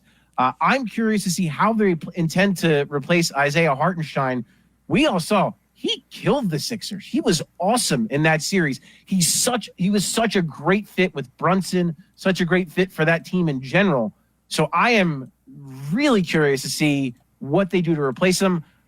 Mitchell Robinson does some things well, but I think there's a reason why Hartenstein took that starting role and why he was so good in it. So to me, until I'll put it like this. Right now I lean the Sixers, but I would like to see, one, how the Sixers intend to fill out the rest of their roster, especially the power forward spot.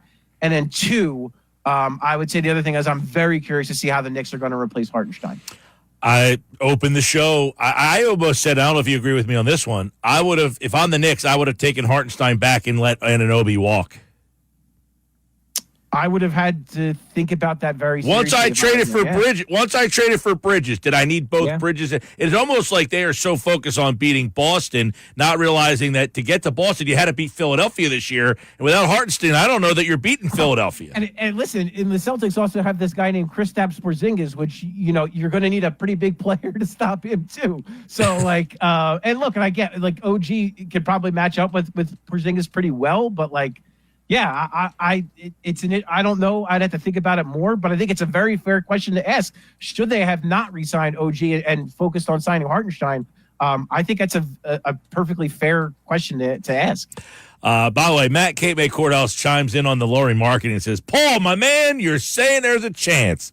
There's a lot of mathematical stuff that happens, but the stuff that you're 0.0001% chance. All right, so NBA free agency, the Sixers have kind of made the most noise. Some other things obviously continue to happen, but what will Daryl Morey do next? Everything has kind of been chalk for him. I mean, it seems that this was a plan that started last year with the Harden deal, and everything he wanted to have happen has happened. Is there something wild up his sleeve? Wild might be extreme, but I think he's got I think it's been a little too quiet, right, after the Paul George signing. So I feel like, and again, the fact that there is a clear need for a starting 4. It might not be Lauri Markkanen level, but I feel like he's got something up his sleeve where he's going to net the Sixers a starting caliber 4 that will fit and make sense for this team. All right, Paul Hudrick, Liberty Ballers, at Paul Hudrick. The Sixers offseason continues, and we have it for you here on the Sports Bash live on 97.3 ESPN. Paul, thanks, buddy. You got it, Mike. All right, great stuff. Good conversation, and we'll keep it going more as the free agency period continues here on the Sports Bash Live on 97.3 ESPN, the 97.3 ESPN free mobile app, and streaming live video on the X platform at 97.3 ESPN. Don't forget, we've got the Phillies and the Cubs. 4th of July, coverage starts at 1:30. And the Phillies and the Braves Saturday with coverage. You're listening to the best of the Sports Bash with Mike Gill on 97.3 ESPN FM. 97.3 ESPN presents the Sports Bash with Mike Gill. It's time for Football at 4, powered by the Inside the Birds podcast. Just hungry to bring back another Lombardi to Philly. The fans deserve it. Our team deserves it. Culture begs for it. Now live, this is Football at 4.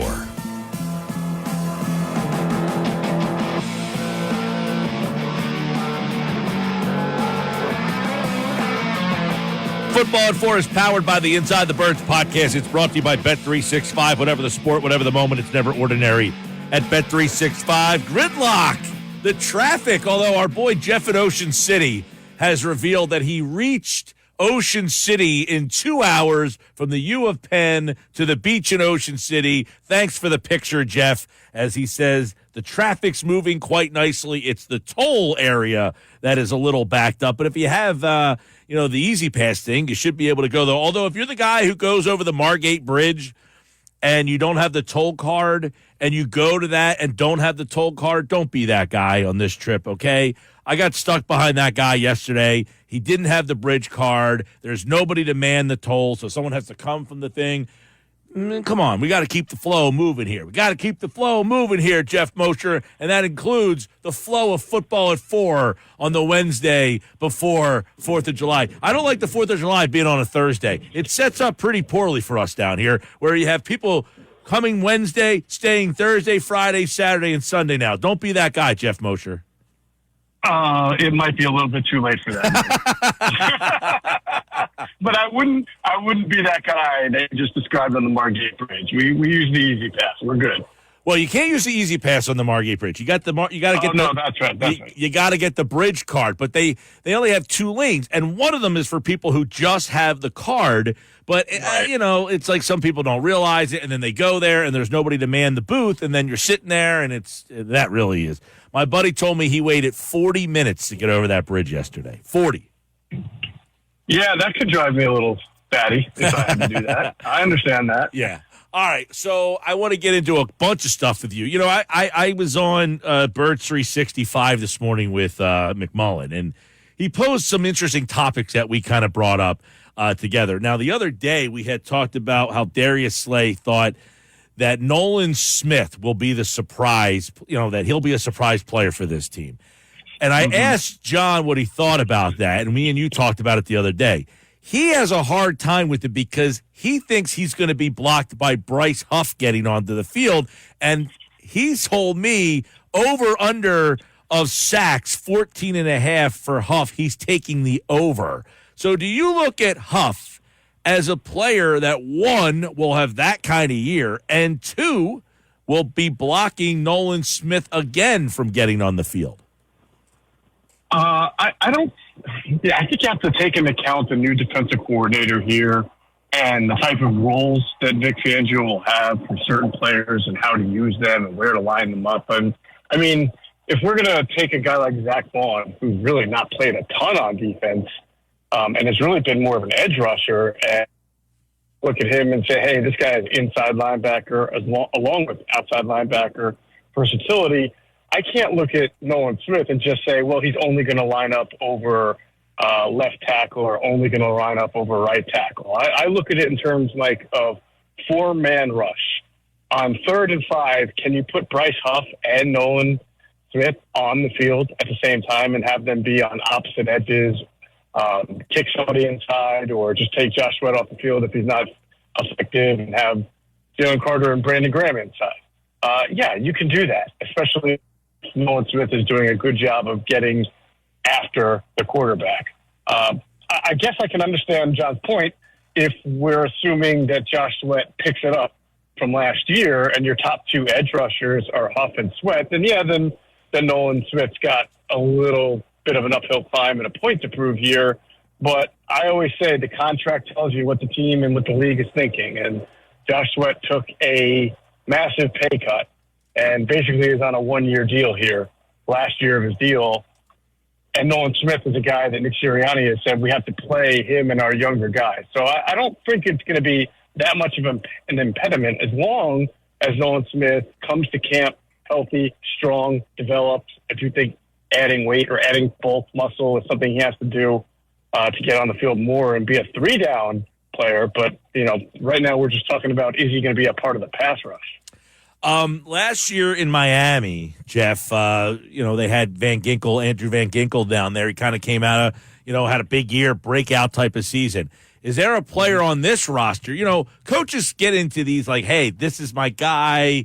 I have this guy on my team who can be my version of that guy. Do you see a guy on this team that could be that type of player where he kind of comes out of nowhere. Hey, there's that Andrew, like where Vic Fangio says, that's the guy there that I can do with him with what I did with Van Ginkel. Yeah, I just mentioned him with Zach Bond only because, and it's sort of, the comparisons are a little eerie because they're both Wisconsin guys, right? And they both didn't do much until Vic Fangio was the defensive coordinator. Not that Bond has done anything yet, but you're asking me, like, could he be a breakout guy? Yeah, he could be a guy, especially because they're working him at two spots, inside and outside linebacker, mostly inside during the OTAs, but his natural position is really rushing the passer from the edges. And the way Vic Fangio's defense is designed, or at least what he started doing last year and recently, is a little bit more of those what we call sim pressures, where you're dropping your edges but rushing an inside linebacker. So you could see more blitzes from your inside linebackers this year. I say blitzes, it's really still just a four-man rush, but that it's kind of what the old zone blitz used to look like under Dick LeBeau with the Steelers, just a little bit different now. So he could be a guy. He could also be a guy who completely is just a special teamer because it didn't work out the way they saw it. Jeff Mosher, Football at 4 from the Inside the Birds podcast. Get the Inside the Birds podcast on all podcasting platforms. Jeff, you just mentioned the word blitz, which is a music word to Eagles fans' ears, but Vic Fangio, the third coordinator in a row who doesn't generally like the blitz all that much. But one of the guys we found interesting is Devin White. He's an inside linebacker guy who did have 9 sacks one year. Is there a way that they can utilize his skill set in that role a little bit more? Yeah, I mean, there are personnel people in the NFL who will tell you that as his career has gone on and he's come back to earth a little bit from being an All-Pro and into being benched last year, that his best skill set as an inside linebacker is rushing the passer. He just has a really good nose for it. You mentioned he had 9 sacks, and some of the other responsibilities of linebacker, coverage, run, have been areas in the last year or two where he hasn't excelled like he did earlier in his career. But rushing the passer has always been one of his strengths, and that's why he, for a couple of years there, looked really good in a Todd Bowles defense where he was asked to do that. Not from the edges, obviously, although, Todd moves everybody around. I'm sure he stunted. I'm sure he played line games and did attack from the edges. But we're talking about blitzing from an inside linebacker position. So if that's his strength and that's what he does really well, and Vic Fangio is known for putting players in positions where they can succeed, I think it stands to reason we'll see Devin White used in that way. Especially if they think that he's, still not over some of the issues in the last year or two that have not made him a great coverage linebacker or a run linebacker. If they feel like his best attribute is just rushing the passer, maybe they use him in that regard. He's an, because I'll tell you, I don't know about you, but I enter with low expectations there. And, one of the things I think John brought up this morning to me, his PFF grades over the last 5 years, he's been like the 65th or lower rated linebacker out of 82 every year he's been in the league. And that includes when he's been an All-Pro. The one year he was, he had 9 sacks. And you can make an argument, Moshe, that Devin White on that Buccaneer defense that won the Super Bowl, he might have been the best player at times on the field for them. He was surrounded by some really good talent and obviously some excellent coaching that likes that kind of player and knows how to use that kind of player to his maximal abilities, So there's talent in there, Mike. I mean, there's ability, there's athleticism for sure. Yeah. But there's got to be discipline. There's got to be fundamentals. There's got to be technique. And that's big. So in order for those things I mentioned to be recognized, those last 4 things I mentioned have to be in place first.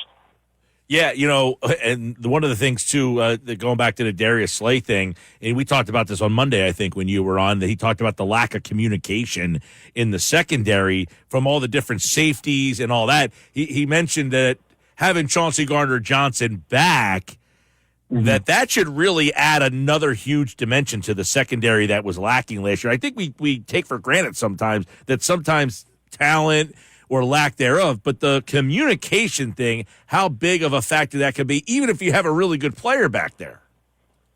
100% we take it for granted. Some people, it's often taken for granted. And I think last year was a perfect example of that. I think that people who follow the team were pretty excited about the idea of Reed Blankenship year 2 right next to Terrell Edmonds. And, that sounds like talent because you saw Reed play well. And that Terrell Edmonds was a first-round pick who started 5 straight years on the Steelers defense.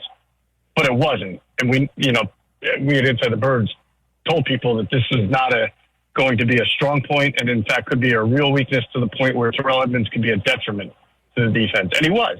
He was a detriment. He didn't even start, if you remember, by the time the season opener came along. And then when he had to play, you could really see the exposure there. So C.J. Gardner-Johnson knows the defense, is a more natural fit for the scheme that Vic Fangio wants to play. He can rotate. He can play deep post. He can play inside. Now, he's not a great tackler. So at times we saw a couple of years ago in the run game, you can run, and if you get to him, you can get past him. But you'll take that for his ability to be a good traffic cop in the backfield and to also flip the field at any moment with an interception. Should be interesting to see how that secondary emerges. We've been talking a lot about that. Jeff Mosher, Football at 4 from the Inside the Birds podcast. By the way, the Jets 2 weeks away from opening up their training camp. And, of course, the Eagles are officially, 20 days away from opening, having their camp report as well. One thing I want to ask you about, I didn't get to see the Giants Hard Knocks last night. Did you watch any of it at all? Have you seen any of the clips? I know this is the annual question that you're asking me about. If I saw this on Hard Knocks, and my annual reminder, I don't think I've watched Hard Knocks. No, well, come on, whoa. No, this is a different Hard Knocks, though. This is it's the off-season one. This is the off-season one. I mean, I haven't watched the old the older version, the training camp versions, but this one intrigues me a lot. But the Giants stuff is interesting. Have you been seeing the dynamics of the whole Saquon Barkley conversation between the GM and Mara, the owner? Like, that whole dynamic is pretty interesting to watch. And then the GM trying to stand up for Daniel Jones. I think I want to see it. I haven't seen it yet, but I have seen a lot of the clips. Yeah, you know what? I'm interested in seeing it. And because what you're talking about, I've only seen little snippets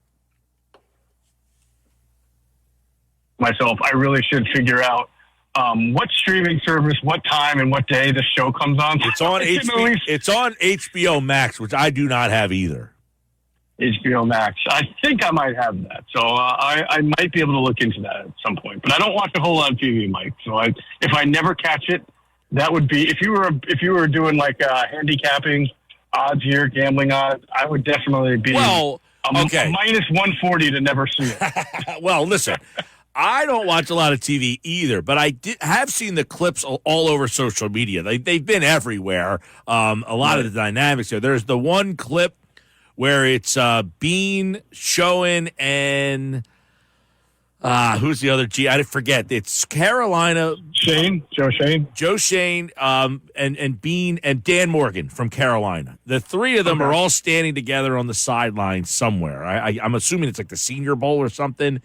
You would figure, yeah. And they're just like shooting the breeze, and the guy's like, you want to move up in the draft? And the interesting part is, like, the guy from Buffalo's like, we can't afford a top 10 pick. Like, you never think of that dynamic when trying to make a trade, is that we don't have the money to be able to afford picking in that spot in the draft. So that was one interesting thing. The other thing that was interesting was, I think it was almost like in passing, the guy's like, you interested in Brian Burns for 2 first-round picks? And the guy's like, no, but yeah. And, like, the next thing you know, the trade is, like, formulated from these 3 guys just, like, shooting the breeze on the sideline there. Yeah, it is funny.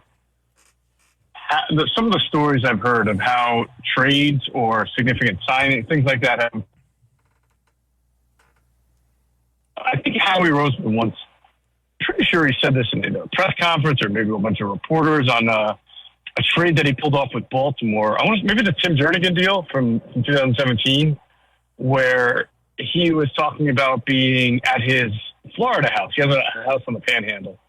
And I think he's practically neighbors with Ozzie Newsome, who was then the general manager of the Ravens, right? And they see each other on the beach all the time. They're neighbors. They're down there. They're on vacation, and obviously they're talking football a lot. And bam, next thing you know, you get a trade, and the Eagles get Tim Jernigan, and the Ravens and the Eagles, I think, switched spots in a certain round, and there was another. But that's where the origins of the trade came from. I think that was the trade. It might have been a different one, but that's kind of funny. Yeah, it's the whole the guy from Buffalo was the one who said they couldn't afford a top 10 pick. It's not in our budget to pay a guy, so no, we can't move into the top 10. Who's that? Billy Bean? Not the guy from the Billy 80s. Bean. Yeah. Brandon Bean. Brandon Bean, right. Yeah. Brandon Bean. He was the one there, but it was Dan Morgan asking Joe Shane, hey, you interested in Brian Burns for 2 picks? He's like, no, but yeah. And and then the funny part is, the voice guy for those Hard Knocks, and they hit it, and he's like, was that just a subtle offer of Brian Burns, all-pro linebacker? And they show his sacks and highlights, and it's and here's how the trade is consummated. But there's that dynamic, and then the whole thing where it sounded like John Mara wanted to keep Saquon Barkley, but Joe Shane, the GM, is almost having to explain to him why it's not smart. And can you imagine having the job where the owner is that? He's like, why are we not keeping this guy? And you have to explain to him well, we don't want to spend $20 million on that position. Right. Well, I'm sure that actually happens all the time with every single franchise. Yeah, including the Eagles. I'm sure that Howie has to. I've heard Howie has to explain some things to Jeff when Jeff wants to do A or B, and Howie says, no, hold on, we need to do C or D instead. Jeff Mosher from the Inside the Birds podcast. All of you out there are going to be on the beach this weekend. Take the Inside the Birds podcast with you. Download it on all podcasting platforms. And you got your division previews. You guys are taking a look at the NFC East with Cosell. And, of course, that's always great stuff. Greg Cosell does a great job. So everybody out there listening, download the podcast. And, of course, check out their YouTube channel. Just search Inside the Birds. All right, Jeff. Happy 4th, man.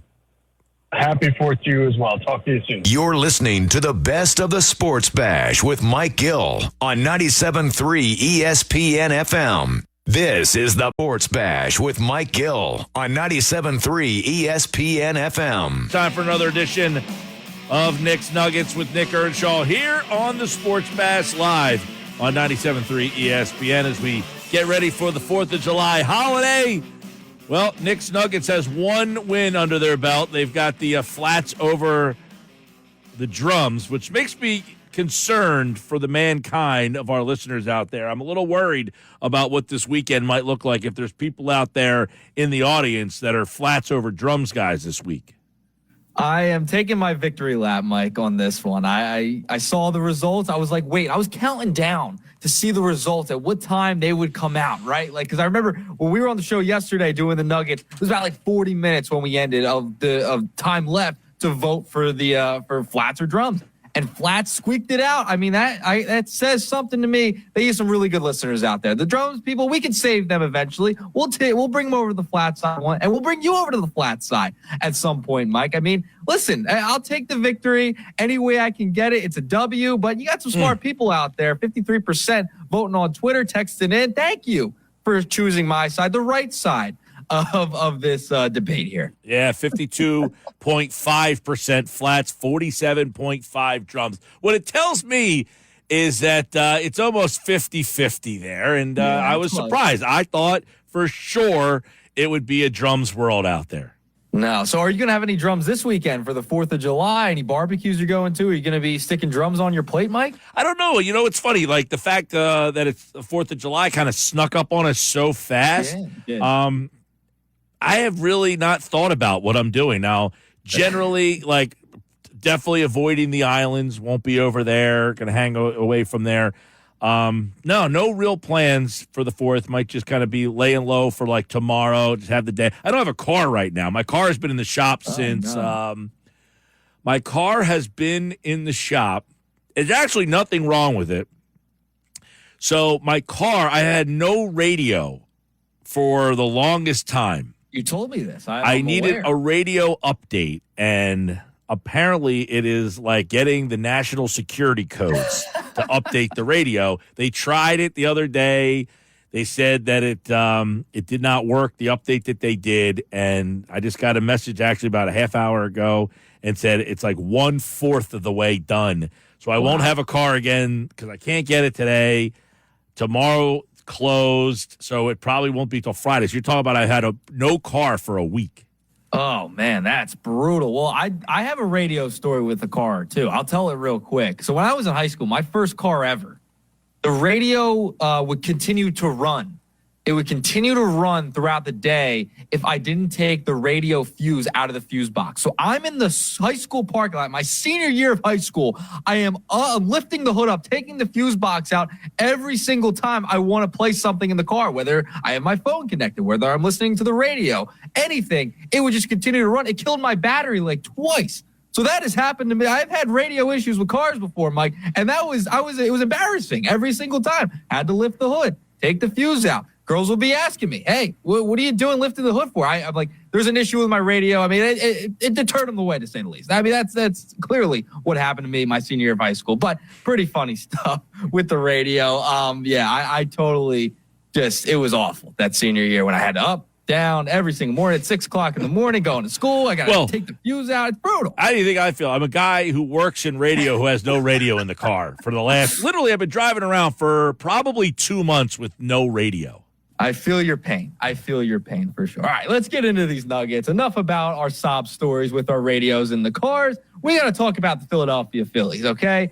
They had a big win last night over the Cubs in Wrigley. Michael Mercado, I mean, he was fantastic last night, Mike. Comes out of nowhere. Don't do it. Don't do it. Don't tell me you want him replacing your boy Turnbull now. No. That's not what I'm saying. That's not where I'm going. I have another angle to this, Mike. I have another angle to this. All right. So the Phillies, they have eaten the Rays' lunch in trades recently. Dombrowski has hosed them on the Sanchez trade, the Alvarado trade, as well as the Mercado trade. He is finding gems from the Rays, and they just continue to send them to the Phillies. Now, I don't even think that's the best Phillies trade of all time with the Tampa Bay Rays. Do you remember in 1997 who the Phillies sent to get Bobby Abreu? Was it Kevin Stocker? It was Stocker. So they sent Kevin Stocker, who didn't have a great end to his career with the Rays, but Abreu had a couple of pretty good years with the Philadelphia Phillies. He's on the Hall of Fame ballot right now. I thought that was the biggest hose they ever had from the Rays, but they continue to eat the Rays' lunch, Mike. I think the Rays got to stop trading with the Phillies because they beat them in the World Series in 2008. They keep taking all their good players from them that they develop. I mean, listen, the Rays are known for developing players, and the Phillies are just taking pieces from them and finding hidden gems. And, I got to give credit to fan-sided articles, Tom Mayer, for the inspiration for this nugget. He went deep dive on all these trades the Phillies have done over the past couple of years. I like it. Listen, we were talking about this earlier. They made the Christopher Sanchez trade with the Rays, and people forget that was with the Rays. Alvarado was the guy that got from the Rays, the Bobby Abreu, and that's going deep into time there. I found that one. That wasn't in the article. I went back and did my research on that one. With the Rays. But, hey, I said for a while there, I know the Rays are not having a great year this year, but for a while there, with the lack of, the financial issues they have, the Rays were the best run organization, and now they never won a title, and they were never the most talented team. But for the financial constraints that they had, they were the best run franchise in baseball. I mean, even up until last year, they're still a pretty good team. This year, I think, Arozarena, who's been kind of their best player, he's not having a great year right now. They lost Glass now. So some of the key guys, they're starting to lose to those younger guys that carried them through some years. They just couldn't afford them anymore. It's a sad situation, that whole thing, where they just can't afford anybody. I mean, you're playing in a half-empty ballpark every single night.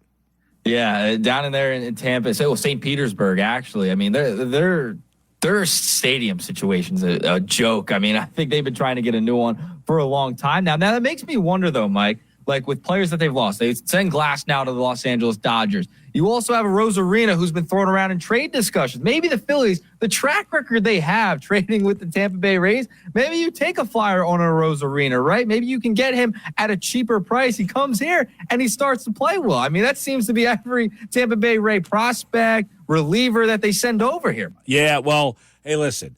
A Rosarina, at a time, he was one of my favorite players. Yeah. He was awesome. He's been a playoff performer, but I'm not sure that I'm giving up anything of substance for him. And I think the Rays are going to want back something. He's 29 years old, so they might want something back. I'm not giving up Aiden Miller. I'm not giving up Justin Crawford. Mick Abel, I'm probably not going there. We giving up Griff McGarry for Randy Arozarena? You taking that shot? Yeah, I would give up Griffin McGarry for Randy Arozarena. I would take a chance because he's still under 30. I mean, he's 29 years old. We've seen what he's done in the past. He has postseason experience, too. He's been really good in playoff spots. So I would give up a Griff McGarry. Maybe even an Abel at this point. Abel's, He hasn't been great. He hasn't been that great this year. No, his ERA is like 6.50 at AAA. I mean, that's terrible. Yeah, I mean, Rosarena was I'm a big fan of his. All these guys. I was reading something earlier at the Athletic. They did Major League deadline scenarios, questions. The question was thoughts on the Phillies with Lewis Robert, Jake McCarthy, Jazz Chisholm, that group of guys there. And he said they'll have to offer their best prospects, especially for Robert and Chisholm. And I'm not offering Aiden Miller and Justin Crawford for either one of those guys. To me, those guys are not – they're not proven enough home run, definitive, upgrades. You're hoping that Lewis Robert turns a corner, and I think Jazz Chisholm, even at his best, is just a okay player. Yeah, I like Jazz. I don't know if I'm giving up an Aiden Miller or Justin Crawford, though. If that's what they have to give up, I would say no. I would say no on that. With Robert has been he has been considered the best guy out there. Everyone wants the Phillies to go get him, give up whatever you have to do to get him over in the Phillies pinstripes. I'm not sold on Robert. He hasn't been great this year at all. He's not hitting at an elite clip. The injury history is there with him. I'm not sold on Robert either. I don't know why everyone is so sold on bringing him to the Phillies and giving up a massive amount to get him. I know the age. I know the contract. You're able to keep him for a couple more years, and you have team control after this season. But I'm not sold on Robert this year. Does he help them right away? You don't know if he's going to turn a corner right away. No, the power, 38 home runs last year, I think is what has you intrigued. If it's not for that, he has not really had done anything that really jumps off the page. And if they're going to ask for that much, you probably, I don't know. They're in a tough spot in terms of we know they're going to make the playoffs. You've been to the playoffs 2 years in a row and been disappointed. What makes you a World Series team? And that's what Dave Dombrowski has to figure out.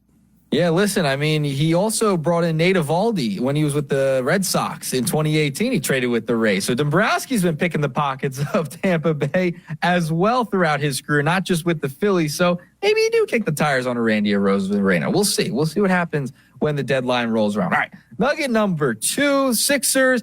Things have kind of slowed down a little bit. Middle of the night Morey, though. I mean, you're hearing the discussions now of Buddy Hield being signed and traded to the Golden State Warriors. Doesn't look like he will be back with the 76ers. Your guy, Joe Ingles, he goes to Minnesota, Mike. He's gone. He's off the board. Alec Burks is off the board. He goes to the Miami Heat. I mean, there's these guys you can get for a lower price that are starting to sign elsewhere. Mike, you're the Sixers. What do you do next at this point? I think there's guys out there. I've mentioned Seth Curry multiple times. You bring back Andre Drummond. Why not bring back the whole trade of Ben Simmons? You bring Seth Curry back in on a minimum. There's going to be guys you can fill out the roster with. I don't know if there's that big move. The next big move is it going to be this offseason, or are we going to wait till the regular season starts and then that's when Morey kind of makes another move to put another piece around Embiid, Maxey, and Jordan? Well, there's a lot of reporting out there right now as we're having this conversation. One, according to Keith Pompey, they're expressing interest in bringing back Marcus Morris Sr. He would be a nice fit as that 4-man. I mean, listen, he is what he is. He's older now, but he's a hustle guy. He's an energy guy, rebound, does the dirty work, stretch 4. They need a 4. Also, as Keith Pompey reported, the Sixers have had discussions with Hayward Highsmith, who was with the G League team. Was he there when you were with the G League team? Yeah, he was. He was with the Heat last year. They've also had discussions with the Heat free agent Caleb Martin. He's a guy I would like a lot. So there are some intriguing names that the Sixers are tied to. Dario Saric's name, I've heard that a little bit here. So I do think that Daryl Morey still has something. It's not going to be the big move, but it's going to be something that kind of is the glue to pull this whole thing kind of together. Because, look, you're going to have Embiid as your first option most nights. Maxey right there, 1A. Paul George, number 2 or number 3. Kelly Oubre, number 4. Eric Gordon as a guy who can fill it off the bench. This next guy doesn't need to be a scorer. What he needs to be is the pain in the ass, the rebounder, the tip pass, the get on the floor, the do the dirty work guy. And all those guys we just mentioned, Morris, Martin, Hayward Highsmith, they all fit that bill. Yeah, and you're going back to the Buddy Hield deal that they're trying to work on with the Golden State Warriors.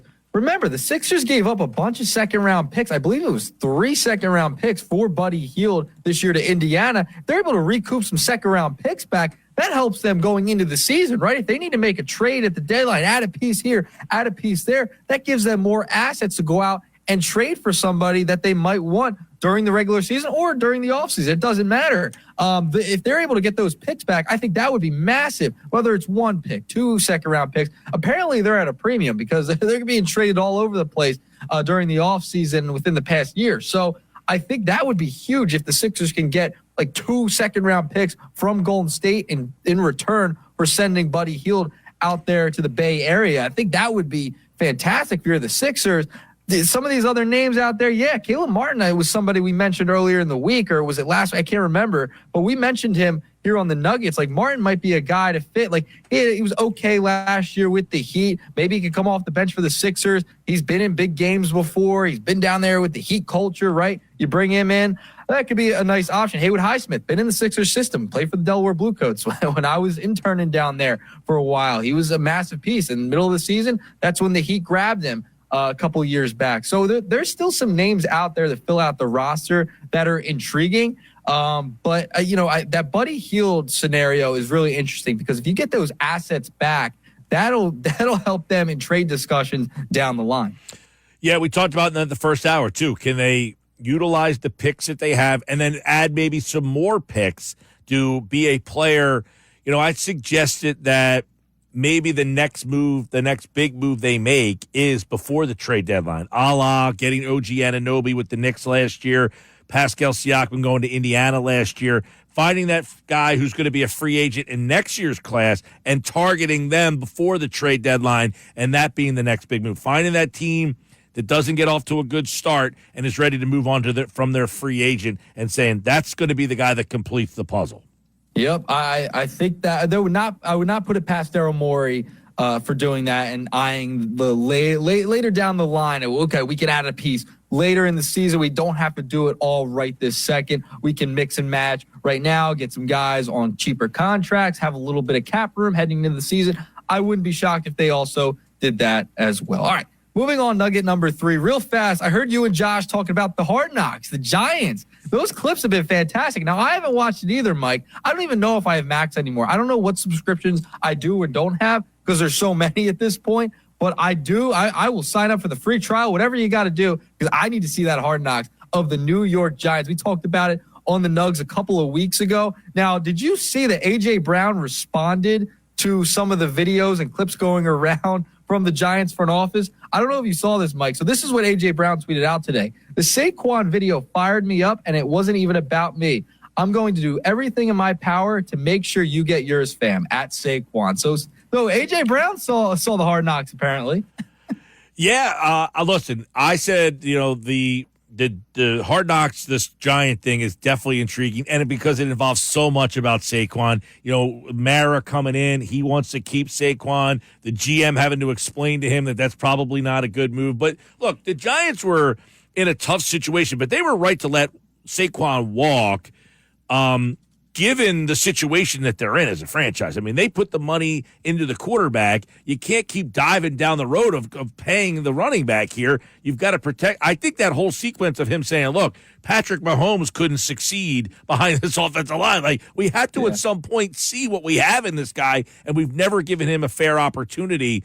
We've never been able to protect him. I thought that was a really cool scene there and kind of gives you a little insight on, hey, look, we have this quarterback. We drafted, we paid him money, but we've never given him a fair shot. Yeah, it's really cool to see kind of the behind the scenes, the off season, and what goes into certain decisions. I don't know. It might be a little too much. If I'm a team, I'm like, this is a little too much to put out there. You know, the owner coming in, kind of being like, I would like to kind of keep Saquon to be nice. Like, essentially, that's what Mara was saying. It's a lot. Like, who would have expected that we'd see this much behind the scenes in like negotiations, discussion, team strategy? Like, I feel like they're putting a lot out there on what they want to do. I mean, it's obvious that they haven't had a good offensive line, but like hearing it from their mouths, it's pretty funny to see. Yeah, well, and look, I think for all the people out there, it doesn't matter if you're a fan of the Giants or not. The dynamic of hearing how these teams operate behind closed doors, I can't believe they gave the access that they did. I haven't seen it, but just the few clips that are out there is enough to say, give me more. I'll take the whole season worth of this. I'm all for it. I'm all for the Hard Knocks. I got to get the free trial, whatever I got to do. All right. No, all right. So the free trial, do you have Apple Plus for the Phillies on Friday night?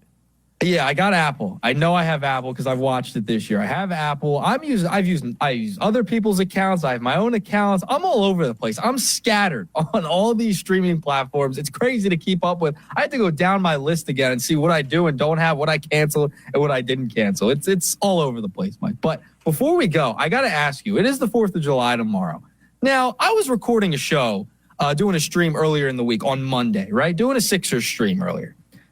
Do you think it's okay to shoot off fireworks before the 4th of July? Like, is this a faux pas to shoot off fireworks before the 4th? After the 4th, I can understand heading into the weekend. That's fine. But before, I'm doing a show, and all of a sudden, in my headphones, I hear fireworks going off in my neighborhood. What is going on? I have no need for a firework ever. I don't get the... where people, like, when they're driving in a certain state and there's like a fireworks store and people get like so juiced up and they have to stop and buy the fireworks and they buy like a year's supply because you're in a state, fireworks do nothing for me. No, I'm all in on the fireworks. I'm on the too early. We're too early. It's the 1st of July. Just flip the calendar. Right. I get it. But my point is, if I don't get the whole, enamoring with the firework, I don't want it before the 4th of July. I don't need it on the 4th of July. Post 4th of July, I don't need the fireworks. To me, they do nothing for me. So you're anti-firework completely then. So you don't want them anytime, anywhere, any place. It's like when, okay, so back in the day when the Atlantic City Surf played here, right? Yep. The only way they could get anybody to go to a game is if they had firework night. So they had that firework night like every night of the week. I was like... Is it that big of a draw that you have to go to a game just to see the fireworks? I'll be honest. I'm a big firework guy. I enjoy fireworks. But there's a time and a place. If you're doing it at a game, you're doing it on the 4th or the weekend after the 4th, that's fine. But the calendar just flipped. I'm trying to do a show here. Fireworks are going off. I'm like, what is going on? No, don't do it before the 4th. No fireworks before the 4th of July. I'm out on before the 4th. After the 4th is okay. Heading into the weekend. Everybody has the neighbor in their neighborhood who shoots off the flare or the firework, and you're just it's Sunday night at 10 o'clock, and you just shot a firework off. Like, what's going on here, right? On the 4th of July, it's acceptable. But if it's not the 4th of July, I'm out. We don't need to. All right, happy 4th. Happy 4th, Mike. I'll talk to you. I hope the grand finale is a good one for you. I hope it is, too. That's Nick Earnshaw. Those are Nick's Nuggets. They're brought to you by Bet365. Whatever the sport, whatever the moment, it's never ordinary at Bet365. I'm Mike Gill. This is the Sports Bash. You're listening to the best of the Sports Bash with Mike Gill on 97.3 ESPN FM. This is the Sports Bash with Mike Gill on 97.3 ESPN and the 97.3 ESPN free mobile app. Now live from inside the Ocean Casino Resort Studio, here's Mike Gill. This is the best of the Sports Bash with Mike Gill on 97.3 ESPN FM. The big story, obviously, Paul George will join the Sixers, 4-year, $212 million. Andre Drummond, he gets a 2-year deal. Oubre's back. Eric Gordon is coming to Philadelphia. And what can they do next? We'll get all that and more right now in studio with 97.3 ESPN.com Sixers insider Austin Krell, who's in here for the next hour, so you guys can fire off Sixers thoughts and questions to 609-403-0973. We got a ton of questions in the first hour for you, so we're going to throw a bunch of them out throughout the hour. But let's just kind of break it all down, man. The George deal. You were awake, weren't you? It was a long night and had me contemplating the meaning of life often throughout last night. Because you hear like 6 different things from like all these different people, and you're wondering like, okay, is this going to happen soon? Happen late? And eventually it got to like 2 a.m. and I'm sitting there on my phone and I'm tired. I'm like, you know what? I'm just going to set my timer for 20 minutes, and every 20 minutes going to go off. I'm going to check my phone and hope that the deal comes to fruition. And eventually ended up on TikTok for a while. Which, as one does when you're my age. Is that the place? Yeah. That's the place that you stay up, And then as I'm on TikTok, I get a breaking from Woj. I'm like, this has to be it. And so Woj is breaking stuff on TikTok now. No, on Twitter. But I had my phone ready to, like the notification dinged on my phone. But I had pre-written the story either way. So I was ready to go. The signing happens exactly 3:30 in the morning. The story is up on our website at 3:36.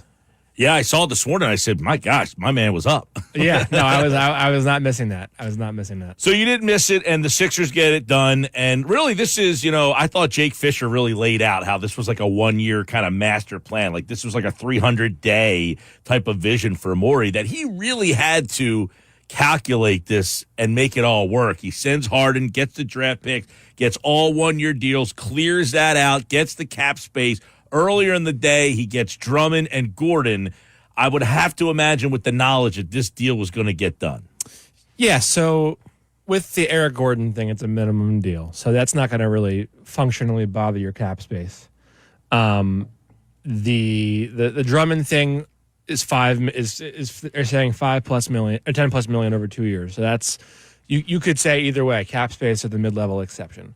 But none of those things are like guaranteed in the moment. They're going to bother your cap space. So you kind of have an inkling, like obviously the Eric Gordon thing is a sign that they know someone big is coming, because why is Eric Gordon opting out of his deal and moving from Phoenix to Philadelphia if he doesn't have a good feeling as to what's to come? And he also played with Paul George for a year with the Clippers. So they line up these deals, and yeah, I think I don't know that it was Paul George specifically for 300 days to a year, but there was a max. They felt like they were going to be in position for a while to be where they could offer that kind of money. And we could say, oh, LA is LA and New York is New York, and no one wants to come to Philly, and it's the West Coast, and all that jazz. Money also talks at the end of the day, and we see that in sports all the time. And the Clippers were not going to go above 3,150. That was something that I had heard for weeks on end, and that they were going to hold strong. And whether Paul wanted to leave there or not, he cared about the money and the years more.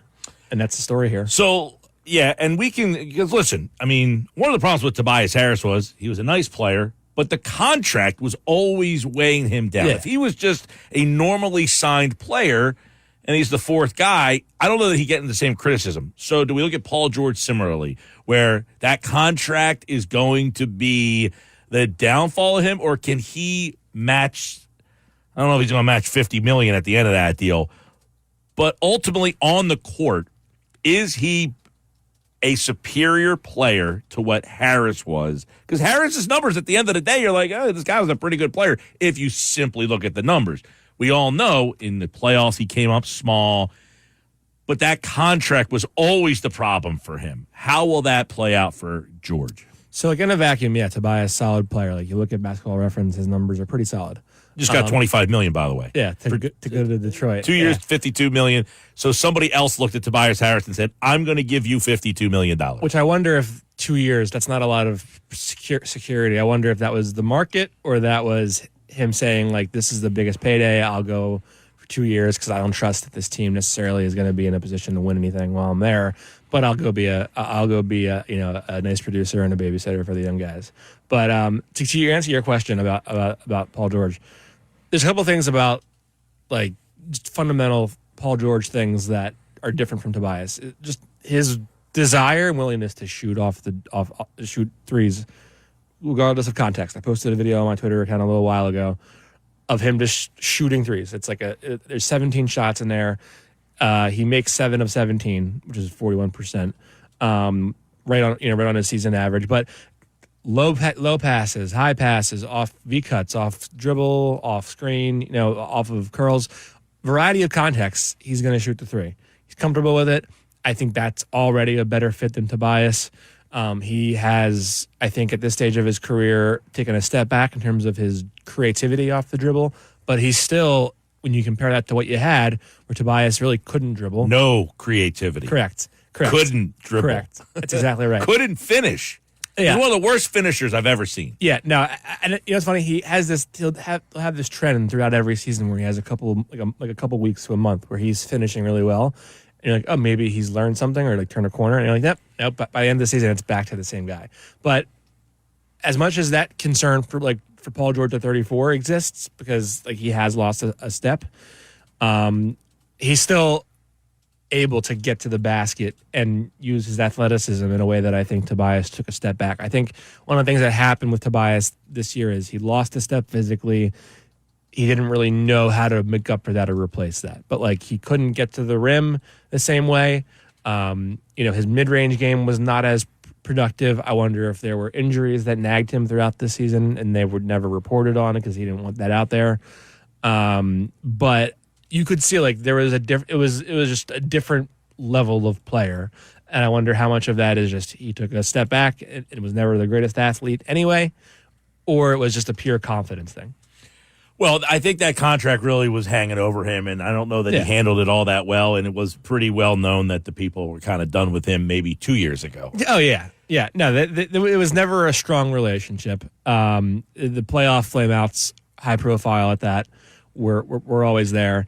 And listen, I mean, Paul George, 114 playoff games. He is I remember when the Clippers lost to the Nuggets in the bubble, and it's the iconic Paul George misses the three off the side of the backboard as the Nuggets are clamping down to embarrass the Clippers and win the series by being down 3-1. I had an agent text me and they're like, way off P strikes. And people call him playoff P. And ever since then, I've been like, oh, it's way off P. Because that's what it reminded me of. And like, and it's all to say, he's had bad moments for sure. He's played in 114 playoff games. You're going to have bad moments. Like, that's just the nature of the sport. He's also led the Clippers to a conference finals in 2021. He led the Clippers, the Pacers there twice with not very good teams. Do you remember those wars between the Heat? They were awesome. Yeah, the Heat and the Pacers, and it was and Paul you George. Look, somebody texted in today and asked, who was his second guy? And I said, I don't know, Roy Hibbert, George Hill? I think it was Lance Stevenson, maybe. You want to throw him in there? I mean, yeah. I think Bynum was on one of those teams. Maybe. But really, that was Roy Hibbert before he got the yips or something. Yeah, like his model of big man was phased out of the NBA completely within a year or two. George was the best player on those pages. So as the best player, he got you to 2 finals. So he's at least at that level. Now, he's not that player anymore. How far away is he from the Pacer guy who the Clippers got? Where is he now from those performers? Well, I think he's someone now who just doesn't have the ability to. And was he a different player after that injury? No, I don't really remember Paul George that well before the injury. Like, he was an up and coming star by the time of that injury, like an established all-star, but still up and coming. And if you recall, he gets traded to Oklahoma City. And that was because he found out that they weren't going to Pacers weren't interested in acquiring another star to help him, and he was like, "Well, you weren't trying to win. Get me out of here." And so he traded to Oklahoma City. Has the best season of his career in Oklahoma City. I think people forget when he got sent to Oklahoma City, right? That he really, people didn't think much of them when he got there, and he kind of like re-elevated. That was after KD left, and I was like, oh, this is the new thing in Oklahoma City. And the second year he was there, which is the year before he got traded away to the Clippers, he averaged like 28 a game. He was 28-8. Yeah, MVP finalist, All-Star. DPOY finalist. He was legitimately a top 5 player in the league that year. He's not that guy anymore. He's taken some more injuries, obviously. He's aged. It's inevitable. I don't think you need him to be the player that he was in those prime years, though. You just need him to be like, look, when the ball swings your way, attack a closeout, do something off the dribble, catch and shoot threes. You can average an easy 22, 23 a game here. If he's the Clippers version, that's a significant upgrade over having Tobias Harris. Yeah, no, absolutely. As a fit, too. For sure. Just the fit by itself will be better, make or miss. Even if even if it's a night where he has 16 points, it's the way in which he gets those 16 points that matters a lot, to me at least. And he's not going to have to expend as much energy on offense in theory.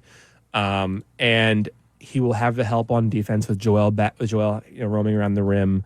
So it's not like you have to distress yourself to keep every ball handler in front of you. You have insurance behind you in Joel, ready to roam at the rim.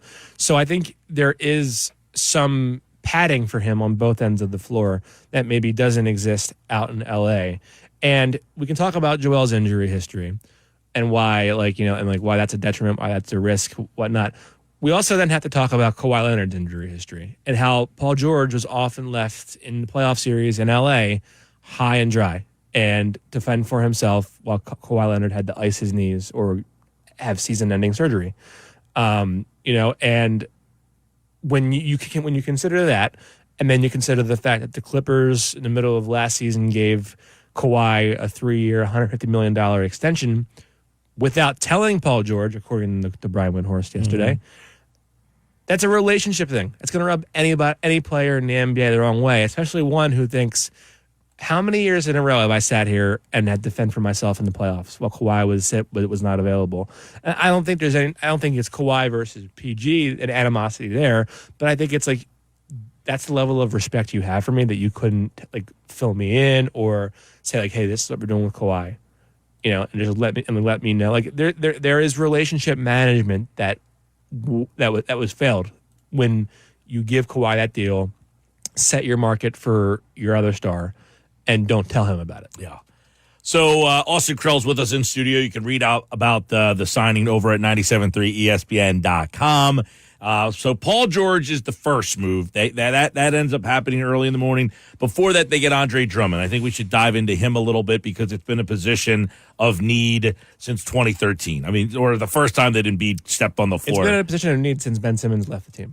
Since Ben Simmons left with Andre Drummond. Yes. Because they had Drummond here, and they traded him away, and then they never replaced him. And we've seen a plethora of stiffs walk through that door that just could not get the job done. And, I contend a lot that Hartenstein just killed them. And they had no answer. Even Embiid had a rough time with him. But obviously, Embiid does enough on the one end of the floor to keep it. But when he went off the floor, Hartenstein just absolutely wrecked them. And they had no answer.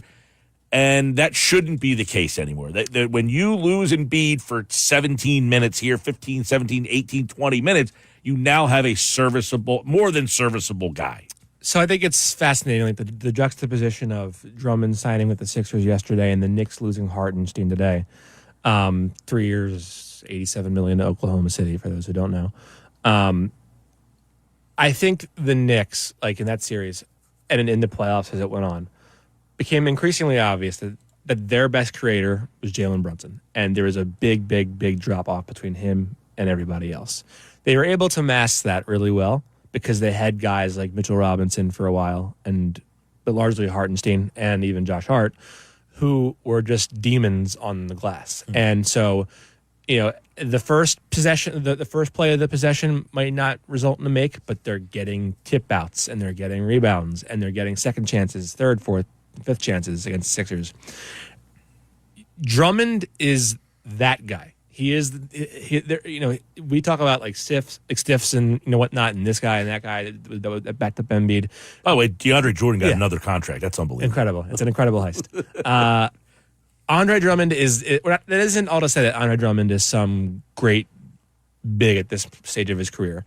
He's never been a good finisher. His terrible hands, doesn't block a ton of shots. He's a drop back big. You can't switch him on the perimeter, so he's questionable at best in the playoffs. But he's the best rebounding big man in the NBA. Like advanced numbers portray him as the best big man in the NBA when it comes to specifically rebounding the basketball on either end of the floor. And so you look at those issues in the playoffs, and you have to be careful to not let recency bias kick in when you're making these deals. But rebounding has long been something that the Sixers have struggled with since Ben Simmons was booed off the floor against Atlanta. Yeah. By the way, Drummond, when he started for the Bulls last year, averaged almost 20 rebounds a night. Yeah, it starts 20. It was like per 36 minutes numbers. It was like 17 points, 20 rebounds. Yeah, I mean, when he actually got the starting minutes, I mean, he averaged 18 rebounds a game as a starter. Now, in a backup role, though, you just need to ask him. He played 17 minutes a game in Chicago. In Philadelphia, when he was here, he was playing about 18 minutes a game. And in those 18 minutes a game, I mean, he's literally, one of your best rebounders. I mean, so it's a huge addition that just gets overlooked because it's 2 years, $10 million, and it's like, oh, okay, you're the backup center. But I think everybody out there listening understands how big of a void that has been. And I also think that, like, we can talk about what do you do in the playoffs, because if you're gonna, ideally, you would like to switch everything in the playoffs and make it so that way teams just can't attack you out of screens and whatnot. Drummond can't guard in space that well, so you're a drop back big. How do you pad around him to cover that up? Do you say we're just going to double down on offense and we're going to play with Paul George and Tyrese Maxey in those lineups together so that way we can at least cover up on offense? Do we try to do more perimeter defense so that way Drummond doesn't have to really worry as much about trying to walk the line between stopping ball and doubling back to the rim? There's a variety of ways that they're going to have to cover that up. But I do think that them getting Andre Drummond, not only just in the regular season in terms of eating up those minutes when Embiid doesn't play or when is going to be huge. It's going to give you extra possessions. It's going to help you end defensive possessions with one shot. But it's also going to put the writing on the wall for Paul Reed here. And I know he's a fan favorite and whatnot. $7.723 million. The fact that I know that off the top of my head is sad. But $7.723 million, non-guaranteed Paul Reed next year. So they have a choice here. Do we waive him and create a total of, I think it's like 10 million in cap space to use on a free agent that we like right now? Or do we trade him? Because under this godforsaken CBA that is ridiculously complicated, it's the worst thing anyone's ever written. I don't know why they did that to us, us, the media, why they did that to us.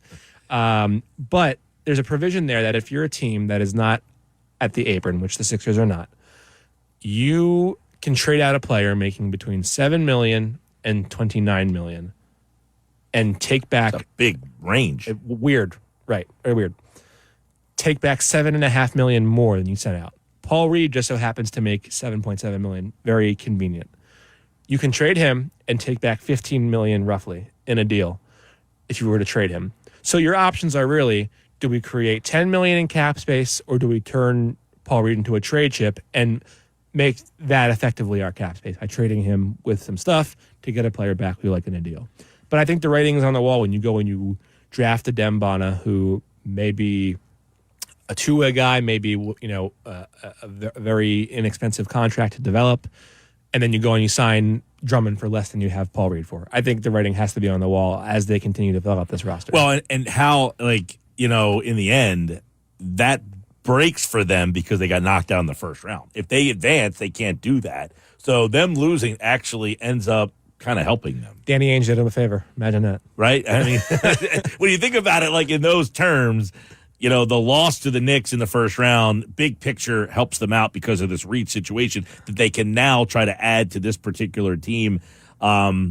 We'll see if there's any interest in Paul Reed. I know you mentioned Danny Ainge, because they offered the deal last year. The Sixers end up matching the deal, bringing him back with this provision that if they lost in the first round, he is not guaranteed.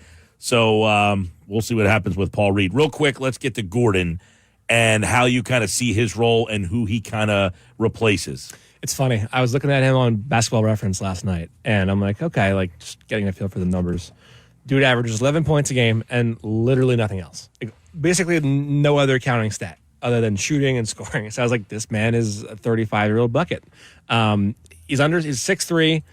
He's a shooting guard. They list him as a wing at some websites. I would contest that he's not big enough to be a wing at this stage of his career. But at 6'3", like a low center of gravity, which is what you want for a guy on defense at that size, he's going to shoot the leather off the basketball. He's a volume three-point shooter. That's what he's always been. There's still a little bit of like off-the-dribble equity that he has that I think will help. But really, he's out there to space the floor with whoever he's out there with. I think when you put him in a backcourt with Tyrese Maxey, you're leaving yourself open to defensive problems because one is 6'2", 6'3", other is 6'3". Two small guards in the backcourt. We know how that works. Similar to the guy that drafted, too. Correct. But even if you have defensive issues, it's just going to stretch the opposing defense out, and make life easier for your stars as they try to operate. There's obviously a Daryl Morey connection from his days in Houston. There's a Paul George connection from his days in Los Angeles. But I mean, I think it means something when you are leaving a very warm state out there in Arizona when we had Kevin Durant and Devin Booker and Bradley Beal. Say what you want about the team, but that's a lot of firepower. And you are declining your player option to get a little bit more to move across country to Philadelphia. It means you believe in something. And I think I was having a conversation yesterday with somebody. When you add Paul George, you have Tyrese Maxey already, you have Joel Embiid already, you're going to see veterans flock to Philly as much as the Sixers can offer roster spots, that is, because you're looking at the landscape of the league. Oklahoma City isn't going anywhere. LA isn't going. The Lakers are not going anywhere. We can debate how good they really are, but they're there. Dallas is not going anywhere. Denver, you're stacking teams up in the West really quickly. And if you're a veteran looking for a chance to win, your shot might be in the East, and it might be with a team like Philly. Well, the East has got interesting. We'll continue to take a look at it. Austin Krell, you can follow him on Twitter at NBA Krell, 973ESPN.com. So a lot of questions coming in about what's next. We'll take a look at that. We'll read off some of your text messages. 609-403-0973, 609-403-0973. You can text your Sixers questions in. This hour is brought to you by Broadlee's Plumbing, Heating, AC. Broadlee's your trusted source for heating, plumbing service, and installations for generations. Call them at 609-390-3907 or visit online at broadlees.net. When we come back, we'll take a look at what could be next. They do have some cap space. They do have some possibilities. I see a lot of your questions coming in, so keep them coming. 609-403-0973. 973ESPN.com Sixers insider Austin Krell till the end of the hour. And more Sixers free agents. Maybe something happens while we're here. Who knows? I forgot the website and get my writing done. Let's get crazy there. Back with more Sports Bash coming up on 97.3 ESPN. You're listening to the best of the Sports Bash with Mike Gill on 97.3 ESPN FM. This is the Sports Bash with Mike Gill on 97.3 ESPN FM. Sports Bash Live, 97.3 ESPN. I'm Mike Gill. In studio, Austin Krell from 97.3 ESPN.com. Looking at the Sixers free agency. So they add Paul George. He's the big one, obviously. Then they get Andre Drummond, Eric Gordon. They also brought back Kelly Oubre. So let's dive into how significant, in your mind, Oubre, of all the free agents that they have, Batum, he ends up going to L.A. He's with the Clippers. DeAnthony Melton has just signed with the Warriors, so you're not getting him back. But you did get Oubre back. How significant, Austin, is getting Oubre back? I think it's underrated. Oubre was probably the biggest success story for a minimum contract in years anyone's had in the NBA. And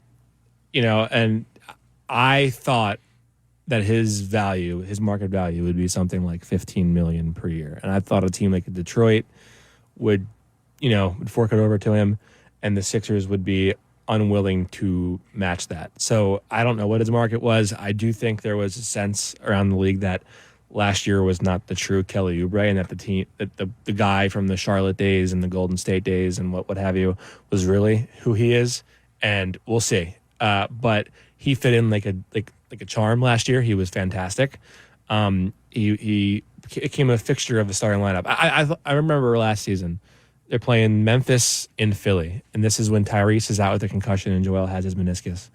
And I'm sitting there and I'm watching Nick Nurse draw up set plays for Kelly Oubre when they have Tobias Harris in the court, and I'm thinking to myself, this is the funeral for Tobias. This is the Tobias Harris bon voyage moment. Because if your coach is drawing up plays for a guy with no right hand and on a minimum deal, that tells you how much confidence he has in you when you're the guy on a bigger salary. Well, and I think by the end of the year, one of the disappointing things about the way that playoff series went is because you thought Oubre passed Harris over in importance, and he didn't show up either in many of those games. I mean, the one game, you're like, look, he averaged 14 or something like that a night, and he scored like 4. You're like, come on. All I'm asking was if you scored 10. I don't even ask you to hit your average. Just give me 10. And he didn't show up in some of those games. But I think he got better as the series went on. But I would imagine now you don't need him to be the third guy like it almost did last year. Yeah, I mean, it's funny. Woj said that the Sixers got their starting 2-guard back. And I'm reading that, and I'm like, that's generous considering the guy's shot is as up and down as it comes in the NBA. We'll see if he's a starter.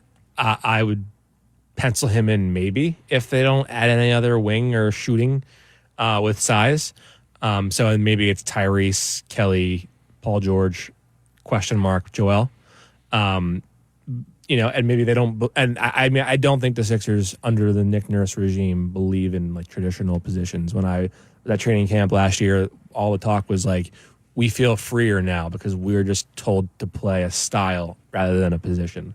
And so we're just reading and reacting to how the game plays out, and it's more natural for us. So I do wonder if they're just going to go non-traditional positions and say, like, here's your 3 wings with size, here's Joel, here's Tyrese, everybody have fun. That's been a lot of the questions that are coming in for you, Austin, is what do the Sixers do next? How do they finish out this roster? What else can they do with where they are cap-wise? So that literally, Daryl Morey has done everything to keep this franchise exciting. The Colangelo should go down in history, some of the greatest villains in Philly sports history. I do agree with that. I think the Colangelo era was maybe the worst 2 years or whatever there between the move they made and all that. But what is Morey going to do next? A lot of the questions going down that road. The fact that the Sixers, what can they do now? Have they passed the Knicks? So there's a lot there, obviously, but a lot of it centered around this roster's not finalized. What more can they do to kind of, finish this thing out? So there are, like, in the CBA, there are implications for meeting a certain roster floor. Like, you get charged for not meeting a 12 players on a roster. I think the Sixers have, by my last math, 8 or 9 players. So they're not even at the floor yet. And then you have to get to 14 by the regular season. You have to keep at least 14 on the roster throughout the regular season. Or else, every 2 weeks you can get through 2 weeks without having 14 guys, but you really have to have 14 on the roster. So they, just by following the rules, they can't be done yet. Do they look at Kyle Lowry and say, like, where else is he going to go? Back on a minimum. He would actually, I think, pencil in as their best passer, unfortunately. Better or for worse. Seeing a lot of that, entry passes, that kind of stuff. Paul George, not great. Oubre, not great. You lost Batum, who was, excelled in that role. Was your best passer. Yeah, I do see somebody putting out the bat signal for Ben Simmons as an entry passer. That would be something, that the designated entry passer and then the designer for your pregame outfits too. Yeah, exactly. Yeah, so it's like, where do they kind of go from where they are right now? The Paul Reed deal, I guess, is that the next order of business in your mind that Morey has to figure out? So I don't think it's necessarily has to be the next order of business, because you might have minimum players, like that lined up that you're looking to sign, because those minimum deals, they only count partially towards your cap sheet.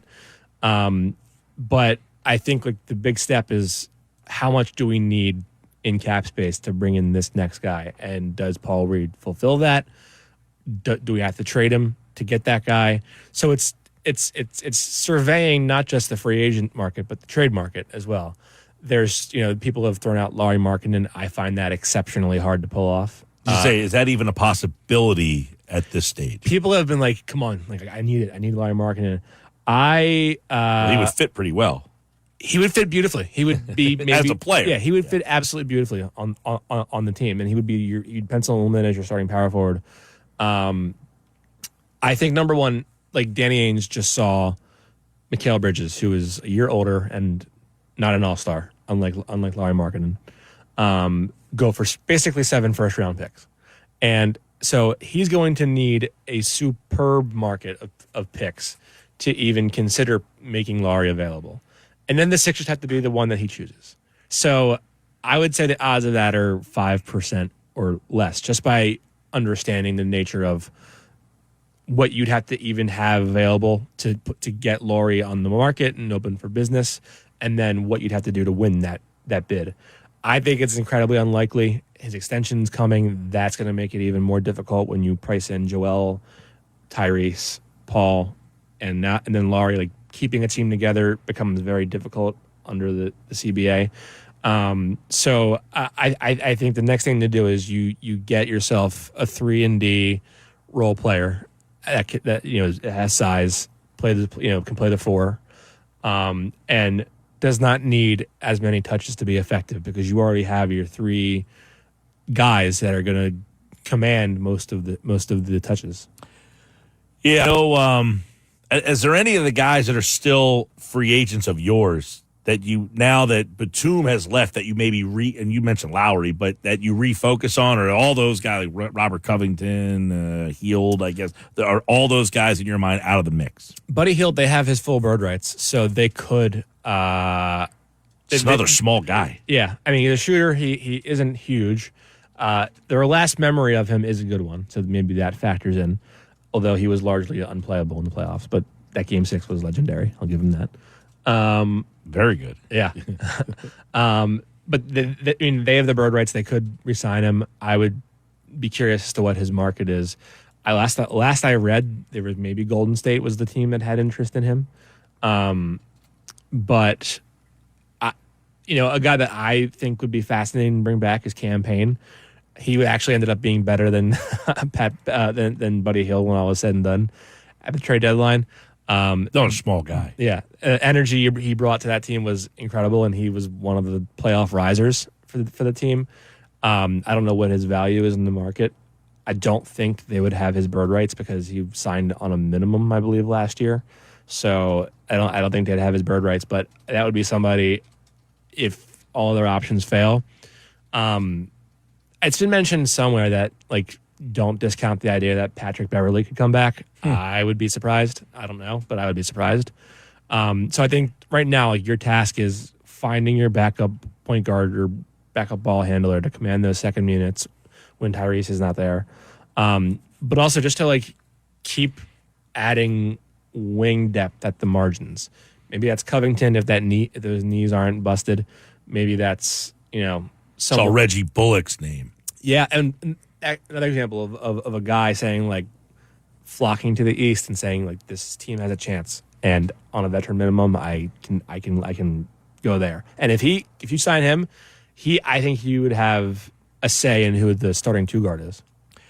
Yeah, it seems like you're going down the road. This, like I was talking about before you got here, which is you're taking 2-year shots at this. Like, this is.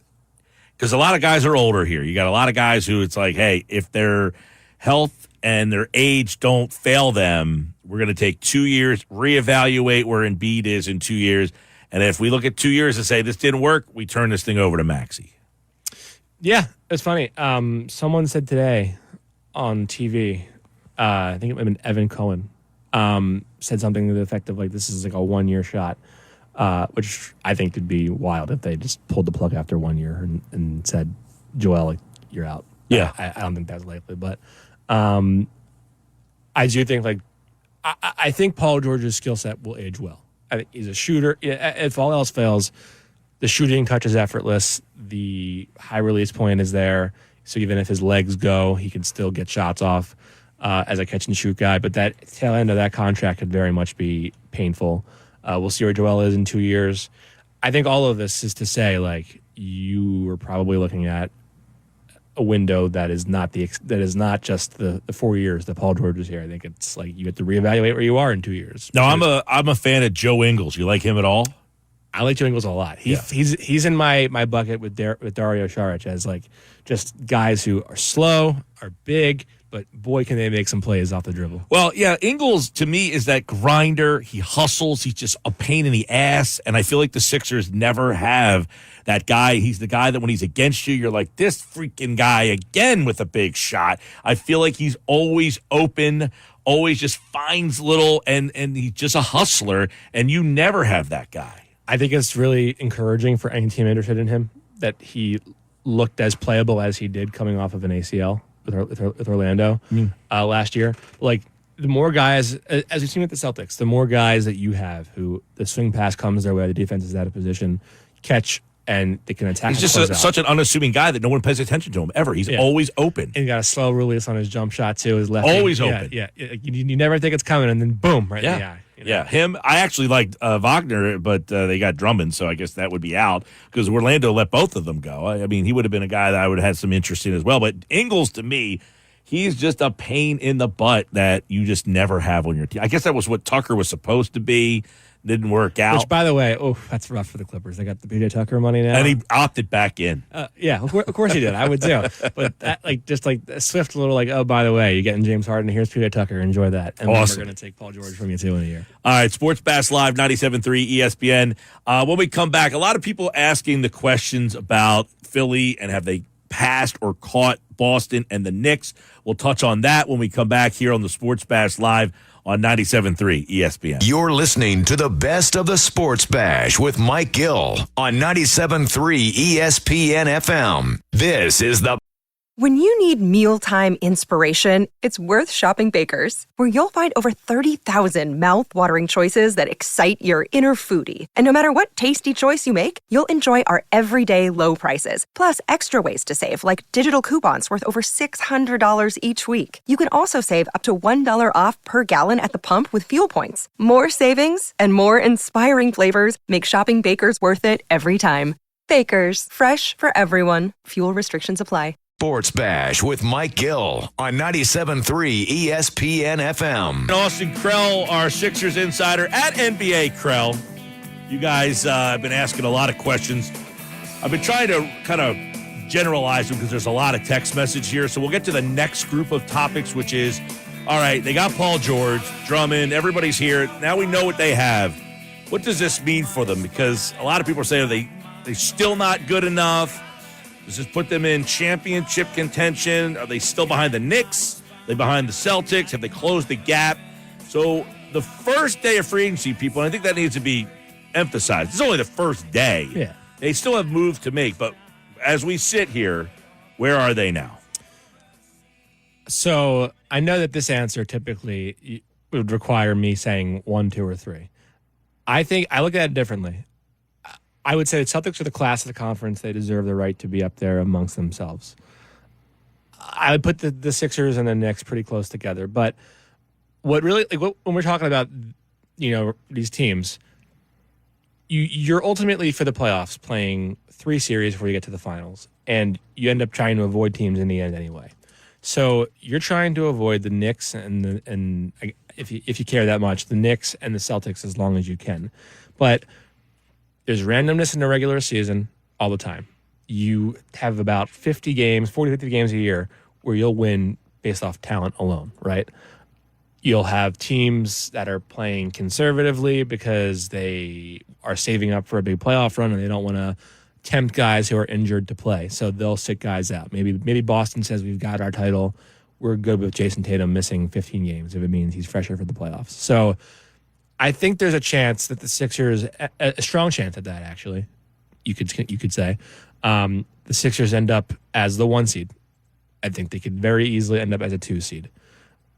I would say they're almost assuredly, if all goes well, to be a top 3 seed in this Eastern Conference. Well, they were pretty much going to be a top 3 seed last year had Embiid not gone out. They were the second best team in the NBA until Embiid went out. And everybody's answer is, but Embiid always goes out. Yeah. So, but you know what? Like, and I understand that. And I understand the consternation about, like, you know, like any Sixers team with Joel Embiid on it. I would also say this. You do not know if you will ever get a player of that caliber in any trade for him. You don't even know if, when all is said and done, he retires a Sixer or whatever, if you'll ever get that caliber player ever again. So why would you let it go? Well, and I think when you put it in that light, you have to consider, like, yeah, it's risky. Yeah, I can't rely on him to be healthy for a full season, but I got to keep rolling the dice because he might be the best shot that I have. And, you know, they have some level of insurance now with Paul George if Joel goes down. The whole point of having a big 3 is if one guy goes down, you have insulation from complete chaos if that guy goes down, which they didn't have last year when Joel went down and they were a disaster for 30 games. But I would certainly put them... Now if Embiid goes down, Drummond steps into the starting role and gives you which is, some by the stability way, there. Much different than having Mo Bamba. Or, gosh, way different than having Mo Bamba. And Paul Reed. So I think you've solidified, you've at least mitigated some of your downside in that regard. My concern, I understand the Knicks made their sexy move in re-signing OG and getting Bridges. That's great. I think Bridges is the second most talented offensive player on that team. So I don't know what that means for their upside. They're going to be a pain in the butt defensively, no doubt about it. But I do think when you're matching them up on paper, it's 3 of the top 4 are going to be Sixers, right? You would hope. Yeah. You're not in that play-in situation. Yeah. It's the end of the hour. That's all the time we have. He's looking at me like, I hear music. Yeah. Am I going crazy? You're good. All right. That hour went fast. Well, Austin Krell. Follow him at NBA Krell. And check out all of his Sixers offseason coverage at 973ESPN.com. Many of you who have the app have been getting the alerts of all his coverage. Paul George is a 76er. Thank you, man. Thank you for having me. You're listening to the best of the Sports Bash with Mike Gill on 97.3 ESPN FM.